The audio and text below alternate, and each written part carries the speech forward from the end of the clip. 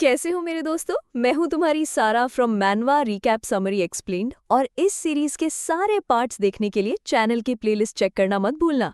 तो क्या होगा जब क्रिस्टल अचानक डैनियल से उसकी दो बॉडीज का सबसे बड़ा राज पूछ लेगी, और क्या इस बार डैनियल का भांडा फूट जाएगा। सीन खुलता है एक पिकनिक स्पॉट पे जिसका नाम है नोटा वर्ल्ड। अलग अलग स्कूल्स की बसेस आ रही हैं और स्टूडेंट्स सुपर एक्साइटेड हैं।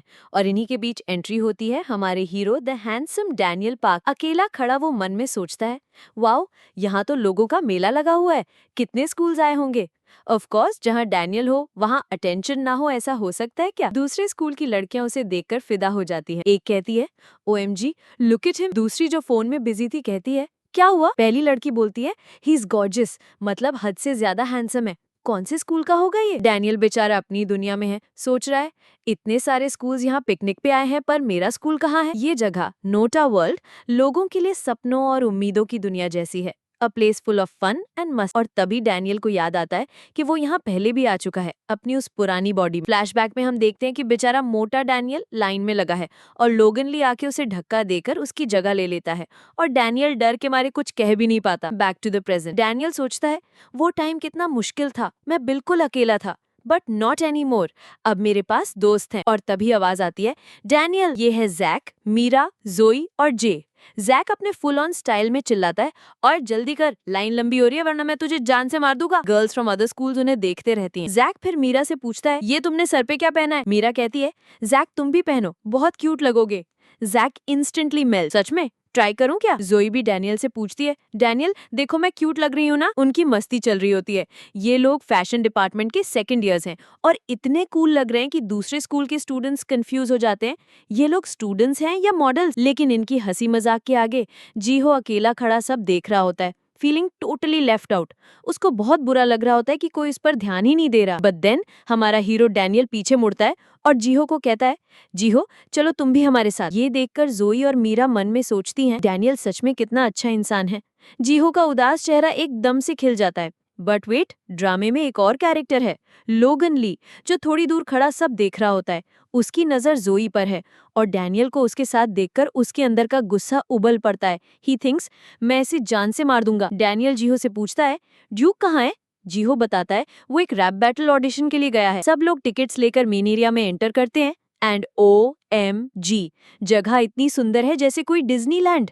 डैनियल का दिल तेजी से धड़कने लगता है, वो एक्साइटमेंट से भर जाता है। और अब आती है एंट्री हमारे प्यारे वास्को की। सर पे लड़कियों वाला क्यूट सा हेयरबैंड पहने हुए वो जेस से कहता है जेस मैं बहुत एक्साइटेड हूँ।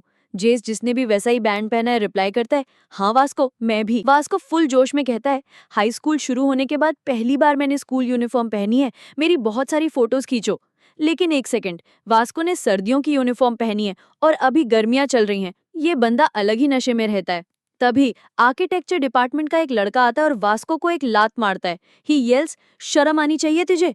ये वही बंदा है जो वास्को को बचपन से जानता है और उसकी ऐसी बचकानी हरकतें बिल्कुल बर्दाश्त नहीं कर पाता। वो उसे मर्दों के नाम पे धब्बा बोल के चला जाता है। ये सारी बातचीत हमारा जैक सुन लेता है। उधर डैनियल, जैक और जे ने भी अपने सर पे अजीबोगरीब हेयरबैंड्स पहन लिए। लड़कियां उन्हें कॉम्प्लीमेंट करती हैं, जैक बहुत अच्छे लग रहे हो और डैनियल तुम तो सुपर क्यूट लग रहे हो।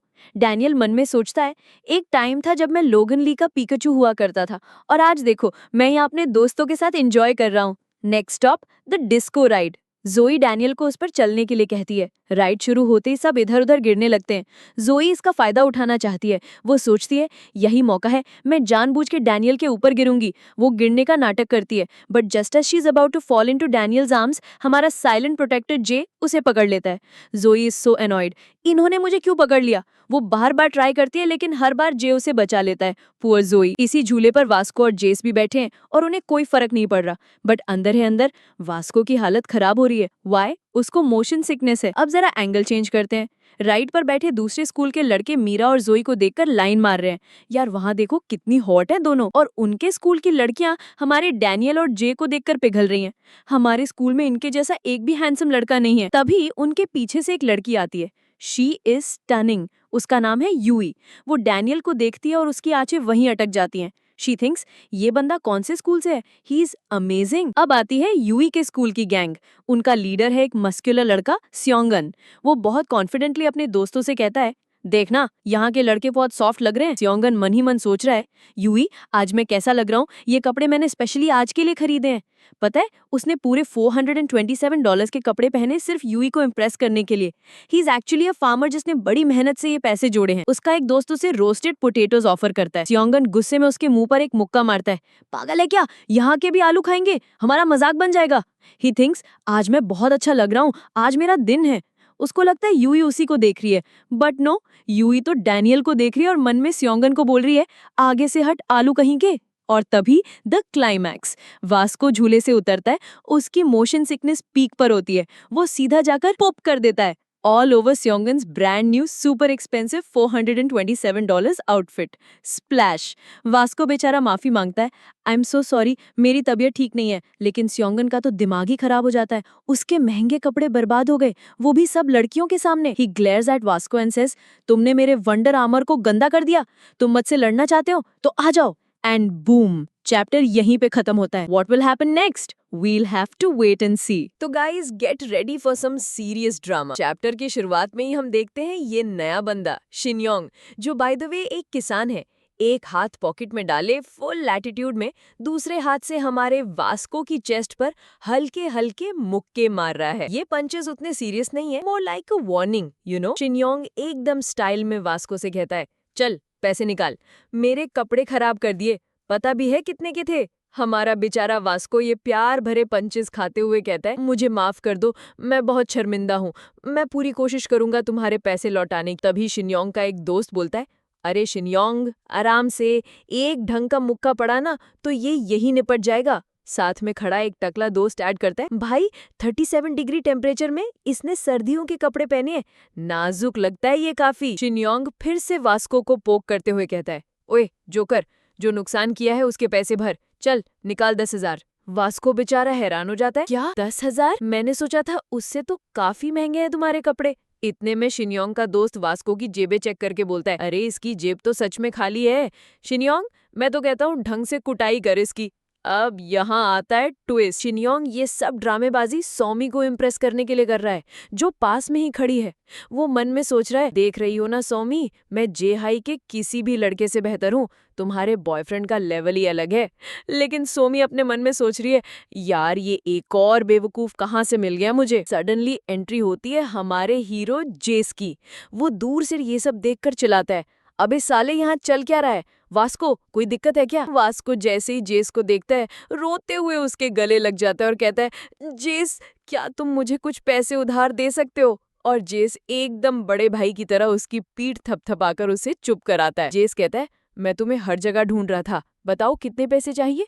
वास्को कहता है, क्या तुम मुझे 10,000 दे सकते हो? जेस परेशान होकर पूछता है, पर हुआ क्या है वास्को? शिनयोंग जब जेस को देखता है तो उसके बड़े कानों की वजह से जेस उसे एक हाथी जैसा लगता है। वो मन में सोचता है, ये कौन है? अब जेस को समझ आ जाता है कि ये लोग वास्को को परेशान कर रहे हैं। गुस्से में वो कहता है, ओए चपरी लोगों, तुम वास्को को परेशान कर रहे हो। लेकिन वास्को उसे रोक देता है, नहीं जेस, गलती मेरी थी, मुझे ही माफी मांगनी होगी। अब वास्को ने कह दिया तो जेस को ऑर्डर मानना ही पड़ेगा। शिनयोंग उन्हें देखकर कहता है, डर गए क्या? जेहाई के बच्चे तो बड़े क्यूट हैं। और पर्दे के पीछे से आर्किटेक्चर डिपार्टमेंट का एक लड़का ये सब देख रहा होता है और मन में सोचता है, ये वास्को हमेशा ऐसी बेवकूफियां करता रहता है। शिनयोंग सोमी की तरफ देखते हुए कहता है, मन में हीरोइक फील कर रहा होता है, क्या तुम मुझे देख रही हो ना, आज मैं कितना कूल लग रहा हूँ। लेकिन जैसे ही वो सोमी की तरफ देखता है, उसके होश उड़ जाते हैं। सोमी वहां है ही नहीं, क्योंकि सोमी तो हमारे हैंडसम डैनियल का पीछा करते करते कहीं और निकल गई है। सीन कट होता है और हम डैनियल और उसके दोस्तों को देखते हैं। लोग उन्हें देखकर बातें कर रहे हैं, देखो ये आर्ट स्कूल के हैं क्या, इनकी टांगे कितनी लंबी है। ऑफ कोर्स आकर्षण का केंद्र तो हमारा डैनियल ही है। सोमी और उसकी सहेलियां भी उन्हें देख रही है। एक सहेली कहती है, ये लड़का तो कमाल का है। सोमी मन में सोचती है, इतना हैंडसम लड़का इन लड़कियों के साथ क्या कर रहा है, मैं इसे इनके सामने से चुरा ले जाऊंगी। कोई भी मर्द मेरी सुंदरता के आगे टेक नहीं सकता। सारी लड़कियां डैनियल के ग्रुप की तरफ ही देख रही हैं, इसलिए जीहो मन में खुश हो रहा है, सब हमें ही देख रही हैं और मैं भी इस ग्रुप का हिस्सा हूँ, मैं कितना स्पेशल हूँ। लेकिन स्टोरी में विलन की एंट्री तो बनती है। 3 लड़के डैनियल के ग्रुप को घूर रहे होते हैं ऑब्वियसली जल रहे हैं क्योंकि सारी अटेंशन उन्हें मिल रही है। जीहो उन्हें देखकर मन में सोचता है, ये कौन है? अच्छा, ये बेवकूफ हमसे जल रहे हैं। तुम्हारी हिम्मत कैसे हुई मुझे ऐसे देखने की? मेरा नाम जीहो पार्क है। जीहो फुल ऑन हीरो मोड में उन्हें घूरता है, मार खाना है क्या? पर जब वो तीनों उसे पलटकर घूरते हैं तो जीहो की हवा टाइट हो जाती है। वो तुरंत डैनियल की टी शर्ट पकड़कर उसे रोक लेता है।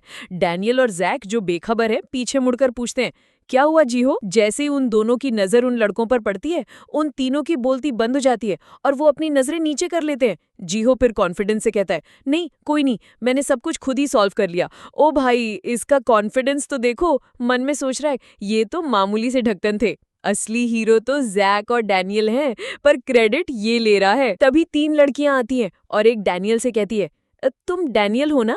एक सेल्फी प्लीज, मैं तुम्हारी बहुत बड़ी फैन हूँ। वो उसके साथ सेल्फीज लेने लगती है। डैनियल बेचारा हैरान है, तुम मुझे कैसे जानती हो?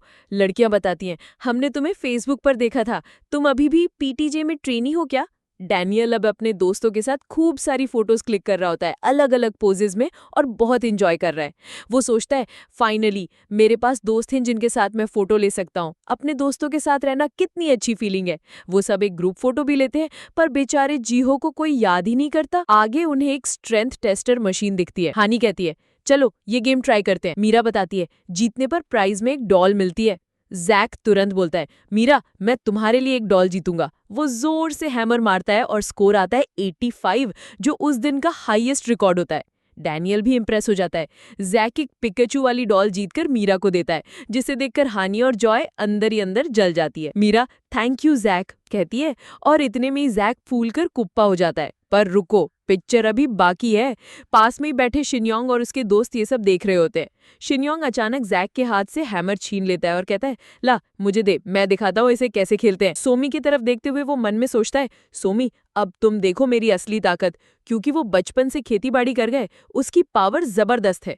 वो हैमर मारता है और बूम, स्कोर आता है 99, एक नया रिकॉर्ड। शिन्योंग फुल स्वैग में मन में सोचता है, देखा ये ताकत मुझे खेती करके मिली है। सोमी देखा तुमने, तुम्हारा बॉयफ्रेंड कितना कमाल का है। उसे लगता है सोमी उसे देख रही है, पर सोमी तो उसके पीछे खड़े डैनियल को देख रही होती है। और फिर होता है वो जिसका शिन्योंग ने सपने में भी नहीं सोचा था। सोमी सीधा डैनियल के पास जाती है और कहती है, हे तुम डैनियल पार्क हो ना? क्या तुम मुझे अपना मोबाइल नंबर दे सकते हो? एक्वर्ड। हानी और जॉय ये देखकर गुस्सा हो जाती है। शिन्योंग तो बस जलकर राख हो जाता है। इतनी जोर से उसने हैमर मारा था कि उसके हाथ से खून निकलने लगता है, पर ध्यान किसका है? डैनियल बेचारा इस सिचुएशन में नर्वस हो जाता है। पर तभी उसकी नजर दूर खड़ी क्रिस्टल पर पड़ती है। लोग उसे सुअर की मीट कहकर उसका मजाक उड़ा रहे होते हैं। डैनियल को अपनी पुरानी बॉडी और अकेलापन याद आ जाता है। वो सोमी को कंप्लीटली इग्नोर करके सीधा क्रिस्टल के पास जाता है और कहता है, क्रिस्टल चलो साथ में घूमते हैं। और सोमी बेचारी हाथ में फोन लिए हवा में हाथ उठाए वैसे की वैसी खड़ी रह जाती है। टोटल बेइज्जती। लोग उस पर हंस रहे हैं। वो मन में चिल्ला रही है, उसने मुझे नहीं उस बेकार सी लड़की को चुना, ये मजाक है, मैं उस सुअर से लाख गुना सुंदर हूँ। शिन्योंग ये देखकर गुस्से में बोलता है, इसकी प्रॉब्लम क्या है, मार खाना है क्या? लेकिन सोमी उसे रोक देती है। इसके बाद सब अपनी अपनी राह निकल जाते हैं। जैक मीरा के साथ अकेले टाइम स्पेंड करने का मौका ढूंढता है, पर हानि कबाब में हड्डी बन जाती है। और हमारा जीहो, उसको कोई पूछ ही नहीं रहा है। वो सोचता है मैं भी जैक के ग्रुप के साथ चला जाता हूँ, 2 लड़के 2 लड़कियां हो जाएंगे। पर जैसे ही वो आगे बढ़ता है, जैक उसे ऐसी गुस्से वाली लुक देता है कि जीहो की हिम्मत ही नहीं होती। अब बेचारा जीहो एकदम अकेला है। वो खुद को एक शेर जिसके पंजे और दांत खो गए हैं ऐसे समझ रहा होता है। इतने में ही वही 3 लड़के वापस आ जाते हैं जिन्हें पहले डैनियल और जैक ने डराया था। जीहो उन्हें अकड़ कर देखता है और मन में कहता है, मैं हूँ जीहो पार्क। पर इस बार तो जेस और डैनियल तो है नहीं। वो तीनों लड़के उसके पास आते और कहते हैं, अबे बच्चे, बड़ा घूर रहा था तू हमें, बड़ा घिनौना है रे तू। जीहो मन में सोचता है, पहले तो ये डर गए थे, अब काम क्यों नहीं कर रहा है? और बेचारे जीहो की फटके 4 हो जाती है और यहीं पर ये चैप्टर खत्म हो जाता है। Cliff hanger guys, total Cliff hanger. तो ये चपरी टाइप के लड़के जीहो के पास आते हैं और पूछते हैं, अबे कितने साल का है तू? लेकिन हमारा जीहो भाई, उसको तो लड़कियां देख रही हैं, full on hero mode activate हो जाता है और वो जोश जोश में बोल देता है, मैं 100 साल का हूँ ढक्कन कहीं के। ये सुन के उन लफंगों को लगता है कि जीहो काफी पावरफुल। आसपास खड़ी लड़कियां भी नोटिस कर लेती है, देखो लगता है वहाँ फाइट हो रही है। द मेन बुली मनी मन में सोच रहा है, ये बंदा 1 नंबर का ढक्कन है, इतना चौड़ तो रहा है, कहीं इसके दोस्त तो आसपास नहीं छुपे। वो जोर से चिल्लाता है, ओए ढक्कन, अपने दोस्तों की अकड़ में उछल रहा है ना, बुला सबको, मैं तेरी धज्जियां उड़ा दूंगा। लेकिन अंदर से इन तीनों की भी फटी पड़ी है। एक सोचता है हम 3 हैं और ये अकेला फिर भी नहीं डर रहा, पक्का इसके दोस्त यहीं कहीं हैं। लगता है हमारी शामत आने वाली है। और हमारा जीहो भाई बाहर से तो फुल एटीट्यूड, लेकिन अंदर से उसकी फट के 4, 5, 28 पता नहीं कितनी हो रखी है। वो मन में सोचता है मेरे दोस्त वो तो मुझे छोड़ के चले गए, ये सिचुएशन तो काफी स्कैरी है, माफी मांग लेनी चाहिए। लेकिन ही थिंक्स मैं ऐसा नहीं कर सकता, वो लड़कियां वो सब हमें ही देख रही है। उसके दिमाग में चलता है ये तो बिल्कुल जंगल जैसा है जहां गोरिल्लाज लड़ते हैं और जीतने वाला राजा बनता है, या जैसे मोर अपनी मोरनी को अट्रैक्ट करता है। मैं भी एक मर्द हूं, मैं हार नहीं मान सकता। जीहो एक ऐसा बंदा है चाहे कितना भी डरपोक हो, लड़कियों के सामने हमेशा हीरो बनेगा। तो जीहो अपनी सारी हिम्मत जुटा के फुल एक्टिंग करते हुए कहता है मैं अभी तुमसे आराम से बात कर रहा हूँ, चुपचाप यहाँ से निकल जाओ इससे पहले कि मेरे दोस्त आ जाए। उसकी एक्टिंग देखकर एक पल के लिए वो लफंगे भी डर जाते हैं। But wait, the plot thickens. उन लफंगों को भी तो वही लड़कियां देख रही हैं, और वो भी ऐसे हैं जो लड़कियों के सामने हार नहीं मान सकते।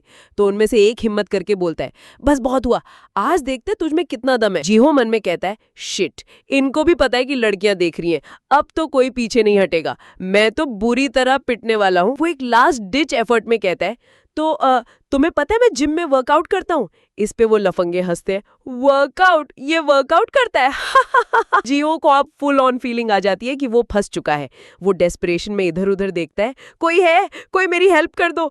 और तभी उसकी नजर एक बंदे पे पड़ती है, हाँ ये मेरी हेल्प कर सकता है। वो हवा में हाथ उठा के चिल्लाता है, हे तुम, हाँ उधर। ये देख के वो तीनों बुलीज घबरा जाते हैं, क्या इसके दोस्त आ गए? जिहो चिल्लाए जा रहे हैं, हे इधर देखो। मनी मन में वो डर डर के सोचता है ये वही स्टूडेंट है जिसका ट्रांसफर हुआ है, इसका नाम है लोगन ली।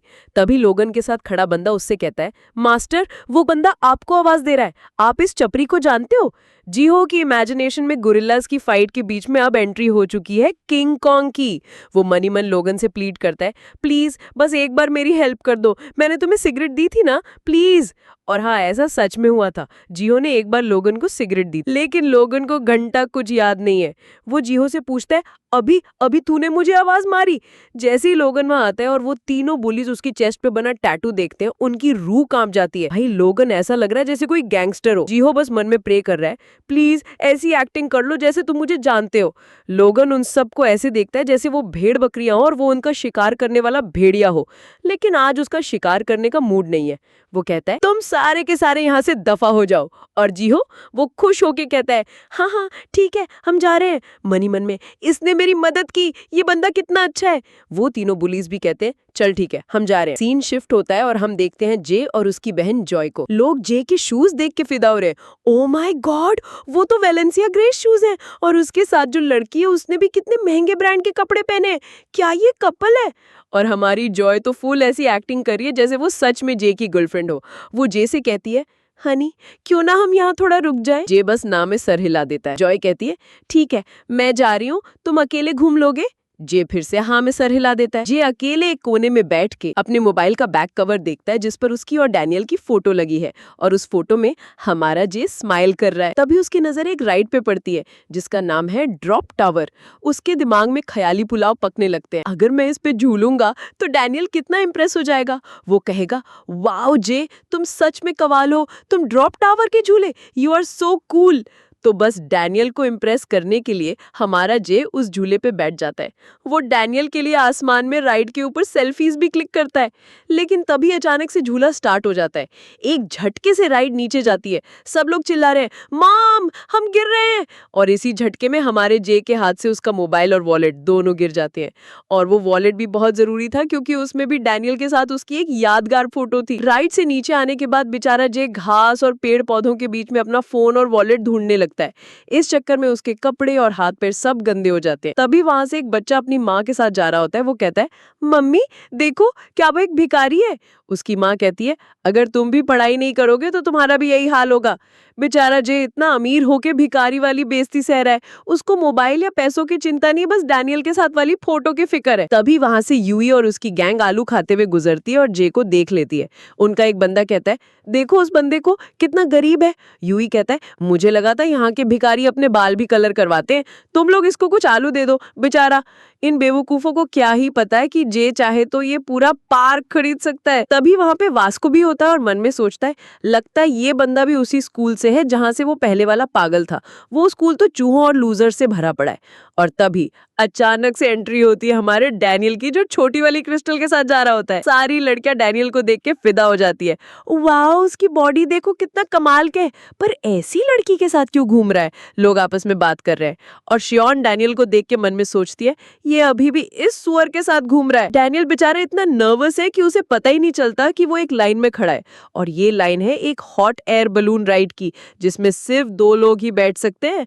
अहम अहम काफी नजदीक नजदीक। डैनियल मन में सोच रहा है, क्रिस्टल के साथ यहाँ रहना, मैं इतना नर्वस हूँ कि कुछ बोल भी नहीं पा रहा। पता नहीं वो मेरे बारे में क्या सोच रही होगी, पर ये बहुत एक्साइटिंग भी है।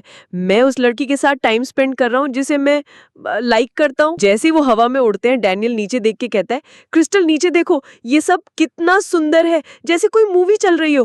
क्रिस्टल चुप रहती है, जिससे डैनियल और भी नर्वस हो जाता है। वो हड़बड़ाते हुए कहता है, क्रिस्टल देखो, आसमान कितना सुंदर है। फिर उसे रियलाइज होता है कि वो तो एक छत के नीचे है, यहाँ से आसमान कहाँ से दिखेगा? लॉल। वो मन में सोचता है, लगता है क्रिस्टल को ये सब पसंद नहीं आ रहा। लेकिन तभी क्रिस्टल कहती है, डैनियल डैनियल, हाँ हाँ क्रिस्टल बोलो।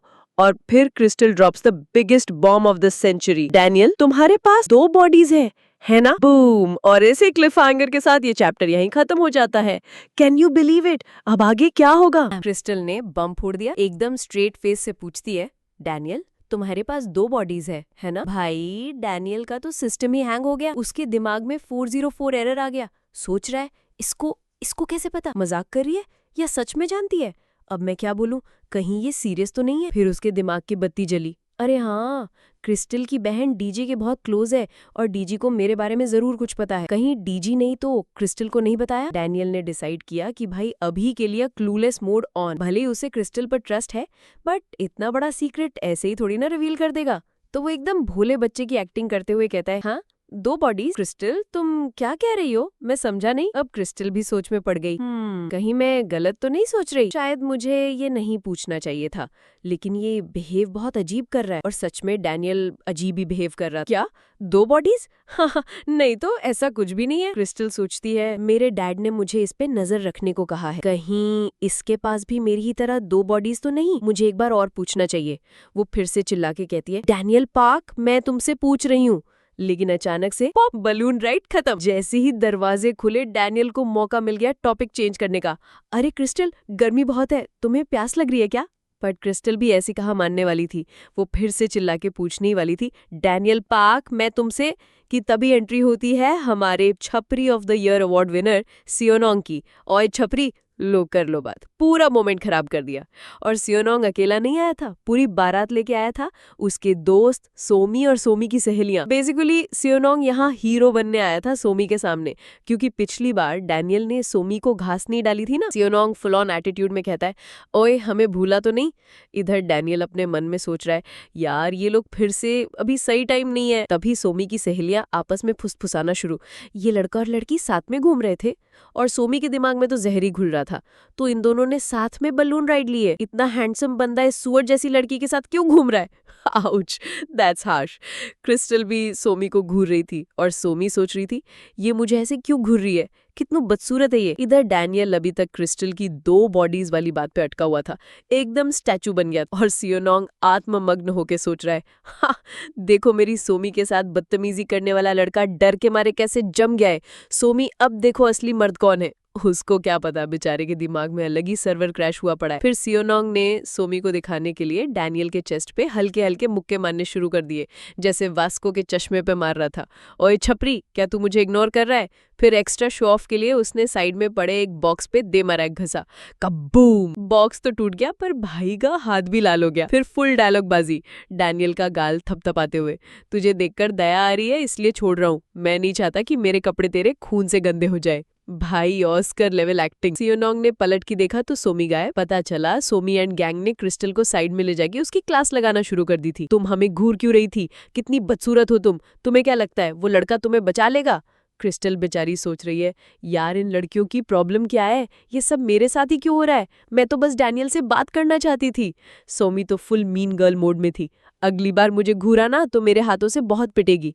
और फिर वो वहां से चली गई। Poor Crystal. Cut to scene shift होता है हमारे वास्को एंड जेस एक झूले में बैठे हैं और झूला स्टार्ट भी नहीं हुआ है पर हमारा वास्को भाई पहले ही रो रो के बुरा हाल है। जेस, मेरा सर घूम रहा है, मुझे उल्टी आ रही है। आसपास के बच्चे भी उनपे हंस रहे थे। तभी किसकी नजर पड़ती है उनपे? ऑफ कोर्स सियोनोंग एंड गैंग। देखो वो लूजर वहां भी उल्टी करने वाला है। ये साले जे हाई के लड़के कितने कमजोर हैं। जेस का तो खून खौल रहा था पर वास्को ने उससे प्रॉमिस किया था कि वो लड़ाई नहीं करेगा, इसलिए बेचारा गुस्सा पी के रह गया। अब सीन आता है अटलांटिस राइड पे। सोमी को उस झूले पे जाना था पर लाइन भाई ऐसी लंबी लाइन थी जैसे फ्री में आईफोन बट रहा हो। 1-2 घंटे की वेटिंग। सोमी ने पपी आइज बना के सियोनोंग से हेल्प मांगी। सियोनोंग ने देखा कि लाइन में सारे के सारे डैनियल के स्कूल के लूजर्स ही खड़े हैं। बस दिमाग में आइडिया आया, इनको तो मैं ऐसी साइड कर दूंगा। सोमी को इम्प्रेस करने का गोल्डन चांस। और भाई ने शुरू कर दी अपनी गुंडागर्दी। लोगों को धक्के मारता हुआ, सर से पकड़ के साइड करता हुआ वो आगे बढ़ता चला गया। ओए हट आगे से। उसको देखकर उसके दोस्त भी सबको डरा रहे थे। सोमी को थोड़ी शर्म तो आ रही थी पर लाइन स्किप करने की खुशी भी थी। शर्म तो आ रही है पर लाइन में खड़ा होना भी बुरा लगता है, उसने सोचा। सियोनोंग मनी मन में लड्डू फोड़ रहा था। सोमी देखिए एक असली मर्द की ताकत। फाइनली वो लोग लाइन के एकदम आगे पहुंच गए। वहां एक लड़का और लड़की खड़े। सियोनोंग ने उस लड़के को पकड़ा और बोला, ओए छपरी हट आगे से। और वो लड़का पलटता है एंड गेस व्हाट, वो और कोई नहीं हमारा जैक था। और उसके साथ मीरा और येन्ना भी थे। जैक ने एकदम किलर लुक के साथ पूछा, क्या कहा तूने? अब होगा असली मुकाबला। रॉन्ग पर्सन सियोनोंग, you missed with the wrong person. और इसी क्लिफ हैंगर के साथ चैप्टर यहाँ खत्म हो जाता है। अब शियोन और जैक के बीच बहस शुरू हो जाती और बेचारी सोमी को इतनी एम्बैरेसमेंट हो रही होती है। वो मन में सोच रही है, यार ये बेवकूफ कर क्या रहा है। आसपास की लड़कियां भी गॉसिप कर रही हैं, देखो देखो वहां फाइट हो रही है। शियोन पूरे तशन में जैक को कहता है, ओए मैंने कहा ना सामने से हट जा। इस पर जैक कामली जवाब देता है, कितना बचपन है। शियोन के दोस्त जैक को देखकर आपस में फुसफुसा रहे होते हैं, ये दिखने में तो कमजोर लग रहा है लेकिन हिम्मत तो देखो इसकी। शियोन का तकला दोस्त बोलता है, लेकिन इस हिम्मत के लिए इसे बाद में पछताना पड़ेगा। जैक शियोन को बिल्कुल ठंडे दिमाग से कहता है, चुपचाप से लाइन में पीछे जाके खड़ा हो जा, जैसा मैं कहता हूँ वैसा कर। शियोन मनी मन सोचता है, ये तो वही बंदा है ना जिसको मैंने हैमर गेम में हराया था। ये अचानक से इतना पावरफुल कैसे बन गया? अच्छा, लड़कियों के सामने हीरो बन रहा है। तभी मीला जैक को पुकारती है और जैक उससे कहता है, अरे मीरा कुछ नहीं हुआ, मैं फाइट नहीं कर रहा, तुम चिंता मत करो। ये सुनकर शियोन का ईगो और हर्ट हो जाता है। वो सोचता है, इसके साथ जो लड़कियां हैं वो इतनी भी खास नहीं है, हमारे पास भी लड़कियां हैं और सोमी तो इनसे कहीं ज्यादा सुंदर है। और हम देखते हैं शियोन की लड़कियों को जो बिल्कुल लड़के लग रही होती हैं, जिन्होंने बस विग पहन रखी हो। उनमें से सिर्फ सोमी ही अच्छी दिख रही होती है। जैक बड़े ही प्यार से शियोन को समझाता है, देखो ये सब करना बंद करो और खुद को एम्बैरस मत करो।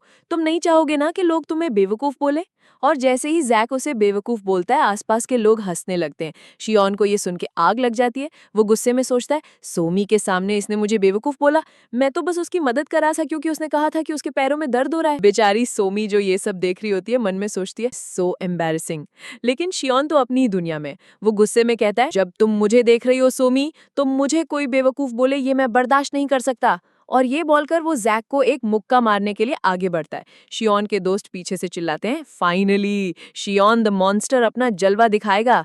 शियोन जैक के शोल्डर पर एक मुक्का मारता है लेकिन वो ठीक से कनेक्ट नहीं होता। फिर भी जैक को पंच का पावर फील हो जाता है। शियोन के चमचे चिल्लाते हैं, क्या बात है, शियोन ने तबाही मचाना शुरू कर दिया, यही है हमारे स्कूल का लीडर। शियोन लगातार जैक पर मुक्के बरसाए जा रहा होता है और दूर से देखने पर लगता है जैसे जैक की बुरी हालत हो रही है, लेकिन असलियत में जैक को बिल्कुल भी दर्द नहीं हो रहा होता। वो एक professional boxing trick shoulder roll use कर रहा होता है, जिससे सारे पंचेस उसके शोल्डर से लगकर साइड से निकल जाते हैं। जैक मन में सोचता है, चलो बढ़िया है, अभी मैं ये ठीक से सीखा नहीं हूँ लेकिन फिर भी काम चल रहा है। उधर शियोन परेशान हो रहा होता है, मेरा एक भी पंच इसे ठीक से लग क्यों नहीं रहा है। उसके दोस्त तो अभी भी हवा में, देखो कैसे कुत्ते की तरह मार रहा है, ये है द मॉन्स्टर की पावर। शियोन सोचता है, ये अजीब है, नॉर्मली मेरा एक ही पंच काफी होता है किसी को नॉकआउट करने के लिए। तभी जैक एक मुक्का शियोन के चेहरे की तरफ लाता है और उसकी नाक के ठीक पहले आकर रोक लेता है। पूरे स्टाइल में वो कहता है, जैसा मैंने कहा वैसा कर और मैं तुझे जाने दूंगा। मन में वो सोचता है अभी अगर यहाँ मीरा ना होती ना तो इसकी धज्जियां उड़ा देता। शियोन शॉक में सोच रहा होता है इसने इसने ये कैसे किया। फिर गुस्से में आके वो अपनी टी शर्ट फाड़ने लगता है, लेकिन अचानक रुक जाता है। मन में ख्याल आता है नहीं नहीं एक सेकेंड, मैं अपनी टी शर्ट नहीं फाड़ सकता, ये मेरा वंडर है, बहुत मुश्किल से और महंगे दामों में खरीदा था। टी शर्ट फाड़ने का प्लान कैंसिल करके वो जैक पर चिल्लाता है तुझे क्या लगता है तू बहुत स्पेशल है, अब मैं सीरियसली फाइट करूंगा।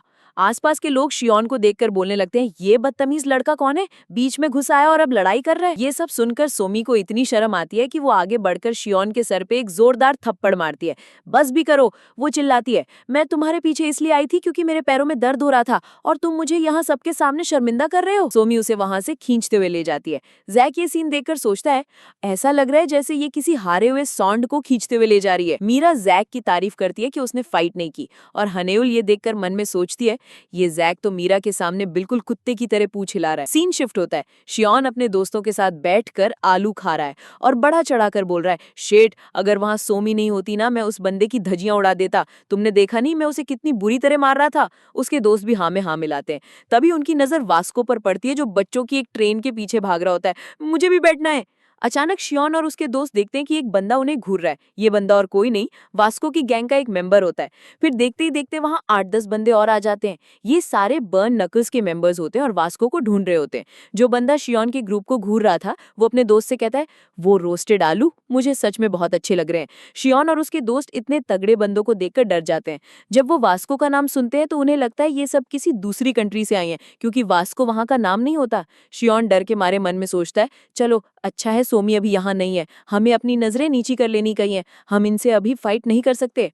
और बिल्कुल भीगी बिल्ली की तरह वो सब शांत बैठ जाते हैं। मीनवाइल जैक, मीरा और हनेउल आखिरकार अटलांटिस रोलर कोस्टर के अंदर पहुंच जाते हैं। वो राइड में बैठते हैं, खूब मस्ती करते हैं और चिल्लाते हैं। जब वो नीचे उतरते हैं तो जैक कहता है मजा आ गया, चलो दोबारा चलते हैं। लेकिन मीरा और हनेउल दोबारा इतनी लंबी लाइन में खड़े होने से मना कर देती हैं। गर्मी के कारण वो दोनों फ्रेश होने के लिए वॉशरूम जाने का डिसाइड करती हैं और अपने अपने पर्स जैक को थमा देती हैं। वॉशरूम के अंदर मीरा और हनेउल की नजर यूई पर पड़ती है। यूई सोमी और उसकी दोस्तों से बहस कर रही होती है क्योंकि वो लोग शीशे के सामने से हट ही नहीं रही होती। हनेउल अपने फुल एटीट्यूड में कहती है ए सामने से हटो, हमें अपने हाथ धोने। सोमी पलट कर कहती है दिखाई नहीं दे रहा हम यूज कर रहे हैं, ये तुम्हारा है क्या। सोमी को डैनियल के साथ फ्लर्ट करने की वजह से हनेउल और मीरा पर पहले से ही गुस्सा होता है। वो कहती है मैंने उस मोटी को तो जाने दिया था लेकिन मैं तुम लोगों को माफ नहीं करूंगी। और अगले ही पल सोमी आगे बढ़कर हनेउल के बाल पकड़ लेती है और उसे नीचे झुका देती है। तू कुतिया, अब तू मुसीबत में पड़ने वाली है। और पीछे से बस हमें मीरा की चिल्लाने की आवाज आती है। यहाँ से सीन शिफ्ट होता है और हम देखते हैं हमारे सियांडियोंग को जो एक शॉप से चूरोस खरीद रहा होता है। यार चूरोस एक टाइप के स्नैक्स होते हैं जो काफी टेस्टी होते हैं। ह्यूंग खरीदने के लिए अपना डे पास दिखाता है, लेकिन नोप्स उस पास से चूरोस नहीं मिल सकते क्योंकि वो इसमें इंक्लूडेड नहीं होते। जिसको नहीं पता उसको बता दूं, लॉटे वर्ल्ड जैसी जगह पर जब आप जाते हो तो जो टिकट यानी डे पास मिलता है उससे सारे झूले फ्री होते हैं, पर कुछ खाने की चीजें ऐसी होती है जिनको डे पास से नहीं खरीदा जा सकता। तो सियांडियोंग और उसका दोस्त शॉपकीपर पर चिल्लाने लगते हैं गधा है क्या, इस डे पास में सब कुछ इंक्लूड क्यों नहीं है, आखिर तुम हमें ये दे क्यों नहीं रहे हो। बेचारा शॉपकीपर कहता है नहीं स्टूडेंट, बात ऐसी है कि तुम्हें चूरोस के लिए पैसे देने पड़ेंगे, इसका डे पास से कोई लेना देना नहीं है। इस पर सियांडियोंग का दोस्त कहता है क्या डे पास यहाँ काम नहीं करेगा, सच में ये बहुत ही बेकार सिटी है, ये सिटी कुत्तों से भरी पड़ी है। शॉपकीपर बेचारा मन में सोच रहा होता है आखिर ये बच्चे हैं कौन, यहाँ मेरा दिमाग क्यों खराब कर रहे हैं। तभी सियान के ग्रुप का तीसरा बंदा बड़े एटीट्यूड में एंट्री मारता है। वो नए नए जूते पहने होता है और कहता है तुम्हें मुझसे जलन हो रही होगी ना, क्या तुम्हें पता है ये जूते बैलेंसियागा के हैं, हजारों डॉलर के हैं ये। सियांडियोंग कहता है क्या सच में। और दूसरे दोस्त कहता है तुम्हारे पास तो वो सस्ते पॉइंटेड से जूते थे ना। ये शो ऑफ करने वाला बंदा मन में सोच रहा होता है एक्चुअली ये जूते तो मुझे फ्री में मिल गए थे। हाँ जी, आपने सही सुना, ये लाखों के जूते इसको जमीन पर पड़े हुए मिले थे। अब आप तो समझ ही गए होंगे कि ये जूते किसके हैं। आखिर इतनी औकात यहाँ बस एक ही बंदे की है, ये हमारे जे के। और लो नाम ले और जे हाजिर। जे अचानक से वहां आ जाता है और उस बंदे के पैरों में अपने जूते देकर एकदम हैरान हो जाता है। जिस बंदे ने जूते पहने हैं वो मन में सोचता है आखिर ये कौन है, लगता है इसको पता है ये जूते कितने महंगे हैं। जे को भिखारी और लूजर समझकर वो अपने पुराने फटीचर जूते उसकी तरफ फेंक के कहता है ये लो अगर तुम्हें ये चाहिए तो। और हमारा जे चुपचाप वो बेकार से जूते ले लेता है। क्योंकि यार उसके लिए पैसा थोड़ी ना कोई बड़ी बात है, उसको तो बस अपने पैरों में पहनने के लिए जूते चाहिए थे। सिएंडोंग जे को देखकर मन में सोचता है, देखने में तो काफी सही है, आखिर ये ऐसी भिखारियों वाली जिंदगी क्यों जीता है? उसे क्या पता कि उसकी खुद की ड्रेस $427 की है। फिर उसे ख्याल आता है, खैर छोड़ो, मुझे बहुत भूख लगी है, लेकिन सुमी अब तक वॉशरूम से बाहर क्यों नहीं आई? क्या उसका पेट खराब है? और सीन वापस कट होता है वॉशरूम पर। वहाँ सुमी और हनियोल की फाइट चल रही है। दोनों एक दूसरे के बाल खींच रहे हैं, लेकिन सुमी थोड़ी ज्यादा स्ट्रांग निकली और उसने हनियोल को जमीन पर गिरा दिया। ये देखकर मीरा आखिरकार बीच में आती है और सुमी की कमर पर बहुत ही कमजोर से मुक्के मारने लगती है। कहती है, स्टॉप इट, ये सब बंद करो। सीरियसली मीरा, इतने सॉफ्ट मुक्कों से उसे कुछ भी असर नहीं हो रहा था। तभी सुमी की एक सहेली आती है और मीरा को एक लात मारकर हवा में उड़ा देती है और उसकी दूसरी दोस्त हमारी यूई के बाल पकड़ लेती है। वॉशरूम के अंदर अब फुल लॉन केओस मचा हुआ है। जिस लड़की ने यूई के बाल पकड़े हैं वो उससे कहती है, मैंने तुम्हें ऑनलाइन देखा है, तुम ऑनलाइन स्ट्रीम करती हो, है ना? जिस चेहरे की वजह से तुम्हें इतनी डोनेशन मिलती है, चलो मैं उसी फेस को खराब कर दूंगी। और भाई साहब, उसके हाथ में होता है गरम गरम हेयर स्ट्रेटनर, जिससे वो यूई का चेहरा जलाने वाली होती है। यूई मन में डर जाती है, नहीं, आज मुझे ऑनलाइन स्ट्रीम करनी है। तभी धड़ाम से वॉशरूम का दरवाजा खुलता है और एंट्री होती है हमारी छोटी वाली क्रिस्टल की। वो देखती है कि हनीउल, मीरा और यूई तीनों सुमी और उसकी गैंग से बहुत पिट रही हैं। क्रिस्टल मन में सोचती है, मैं अपनी इस बॉडी में लोगों की नजरों में ज्यादा नहीं आना चाहती थी, लेकिन अभी यूई खतरे में है, वो मेरी कंपनी के लिए काफी जरूरी है। टर्न्स आउट यूई जिस कंपनी में स्ट्रीम करती है उसकी मालकिन क्रिस्टल है, जिसे उसने डीजी की हेल्प से बड़ी मेहनत से खड़ा किया है। वो सोचती है, मैं यूई का चेहरा खराब नहीं होने दे सकती, इस बेकार सी दुनिया में चेहरा ही सब कुछ है। क्रिस्टल उन लोगों को कहती है, मैं तुम्हें सलाह देती हूँ कि तुम लोग चुपचाप यहाँ से चले जाओ। इस पर सुमी कहती है, ए पिगी, अगर हल्की होने आई हो तो जल्दी और यहाँ से निकल लो। बस इतना सुनते ही क्रिस्टल हवा में उछलती है और दे लाठ दे घूसा सुमी और उसकी सहेलियों का पूरा थोपड़े का नक्शा ही बिगाड़ देती है। हनीउल कहती है, वाओ क्रिस्टल, तुम सच में कमाल की हो। क्रिस्टल उन सबको थैंक यू बोलकर वहां से निकल जाती है। जाते जाते वो सोचती है, ये सच में समय की बर्बादी है, मुझे डैनियल पार्क के बारे में और जानना है।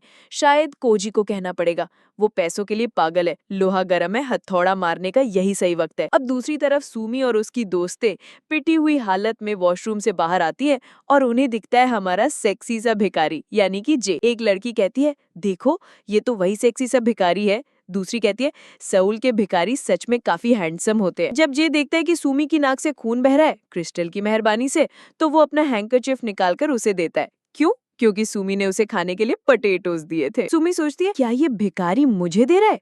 उसकी दोस्त कहती है, क्या ये तुम्हारे ऊपर लाइन मार रहा है? सुमी को घिन आती है कि वो एक भिखारी है, भले ही हैंडसम हो। तभी उसे सियांडियोंग की आवाज सुनाई देती है, सुमी तुम कहाँ हो? सियांडियोंग को देखकर सुमी मन में चिढ़ती है, उफ, ये लोग फिर से हमेशा मेरे आगे पीछे घूमते रहते हैं। सुमी उसे सब कुछ बता देती है कि कैसे क्रिस्टल ने तीनों को उड़ा उड़ा कर मारा है। ये सुनते ही सियांडियोंग का तो गुस्से से दिमाग ही खराब हो जाता है। क्या उस पिगी ने तुम्हें मारा? सुमी की दोस्त कहती है, उसने बस अचानक से हमें मारना शुरू कर दिया। सियांडियोंग एकदम पागल हो जाता है, आखिर उसकी हिम्मत कैसे हुई मेरी सुमी को मारने की? तुम यहीं रुको, मैं तुम्हें दिखाता हूँ कि मैं एक ऐसा मर्द हूँ जिस पर तुम भरोसा कर सकती हो। और ये कहकर सियांडियोंग एक पागल सांड की तरह क्रिस्टल को ढूंढने भाग जाता है। वो अपनी नजरें चारों तरफ घुमाता है, आखिर कहाँ है वो? तभी उसकी नजर पड़ती है हमारे डैनियल पर, जो एक बेंच पर बैठा होता है।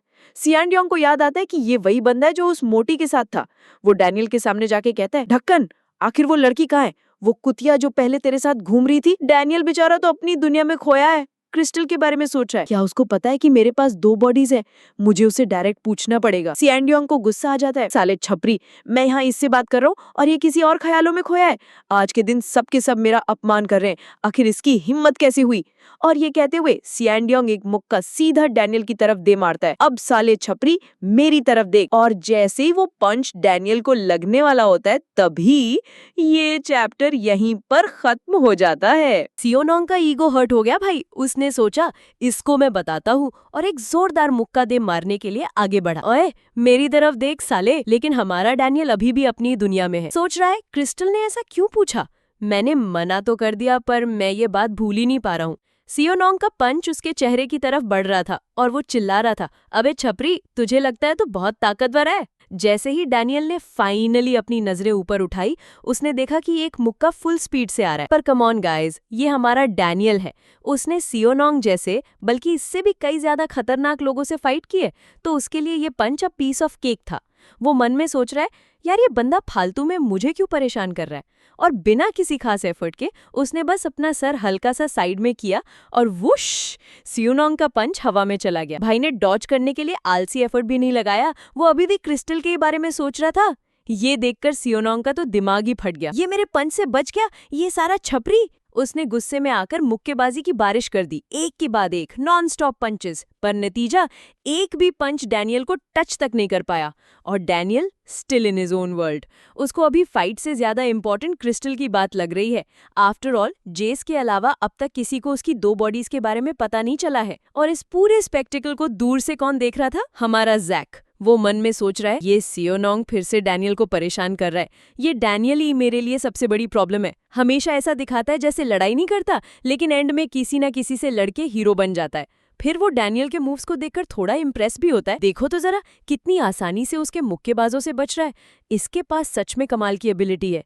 ये तो मेरे पंचेस से भी बड़ी आसानी से बच गया था। तभी सीन में एंट्री होती है मीरा की। उसने आते ही सियोनोंग की गुद्दी पे एक जोर का थप्पड़ मारा और कहा, ये सब बंद करो, तुम इस अच्छे इंसान के साथ ऐसा क्यों कर रहे हो? मैंने कहा था ना मुझे कोई दिक्कत नहीं है। सियोनोंग बेचारा पूरा शॉक, मीरा मैं तो ये सब तुम्हारे लिए कर रहा था।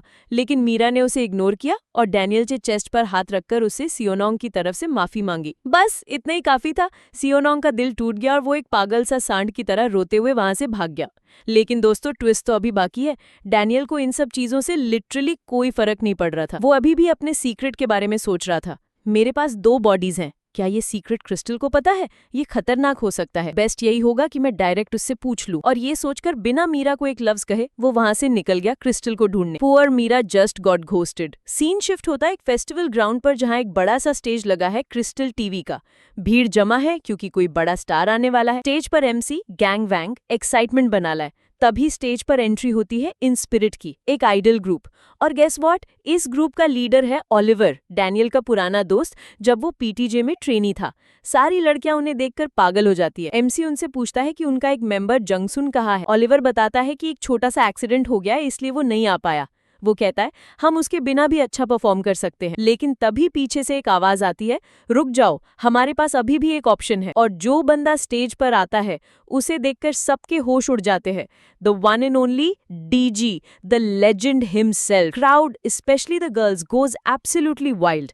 सब लोग हैरान है कि डीजी यहाँ क्या कर रहा है। डीजी माइक लेता है और कहता है, मुझे नहीं पता ये एक एक्सीडेंट है या मेरी किस्मत, मैं यहाँ अपनी मर्जी के बिना आया हूँ। फिर वो क्राउड में देखता है और उसकी नजर किसी पर रुकती है। वो कहता है, इस जगह पर इतने सारे लोगों के बीच में आखिरकार हम दोबारा मिल गए। और फिर in front of everyone he says it, Daniel park, यहाँ स्टेज के ऊपर आ जाओ।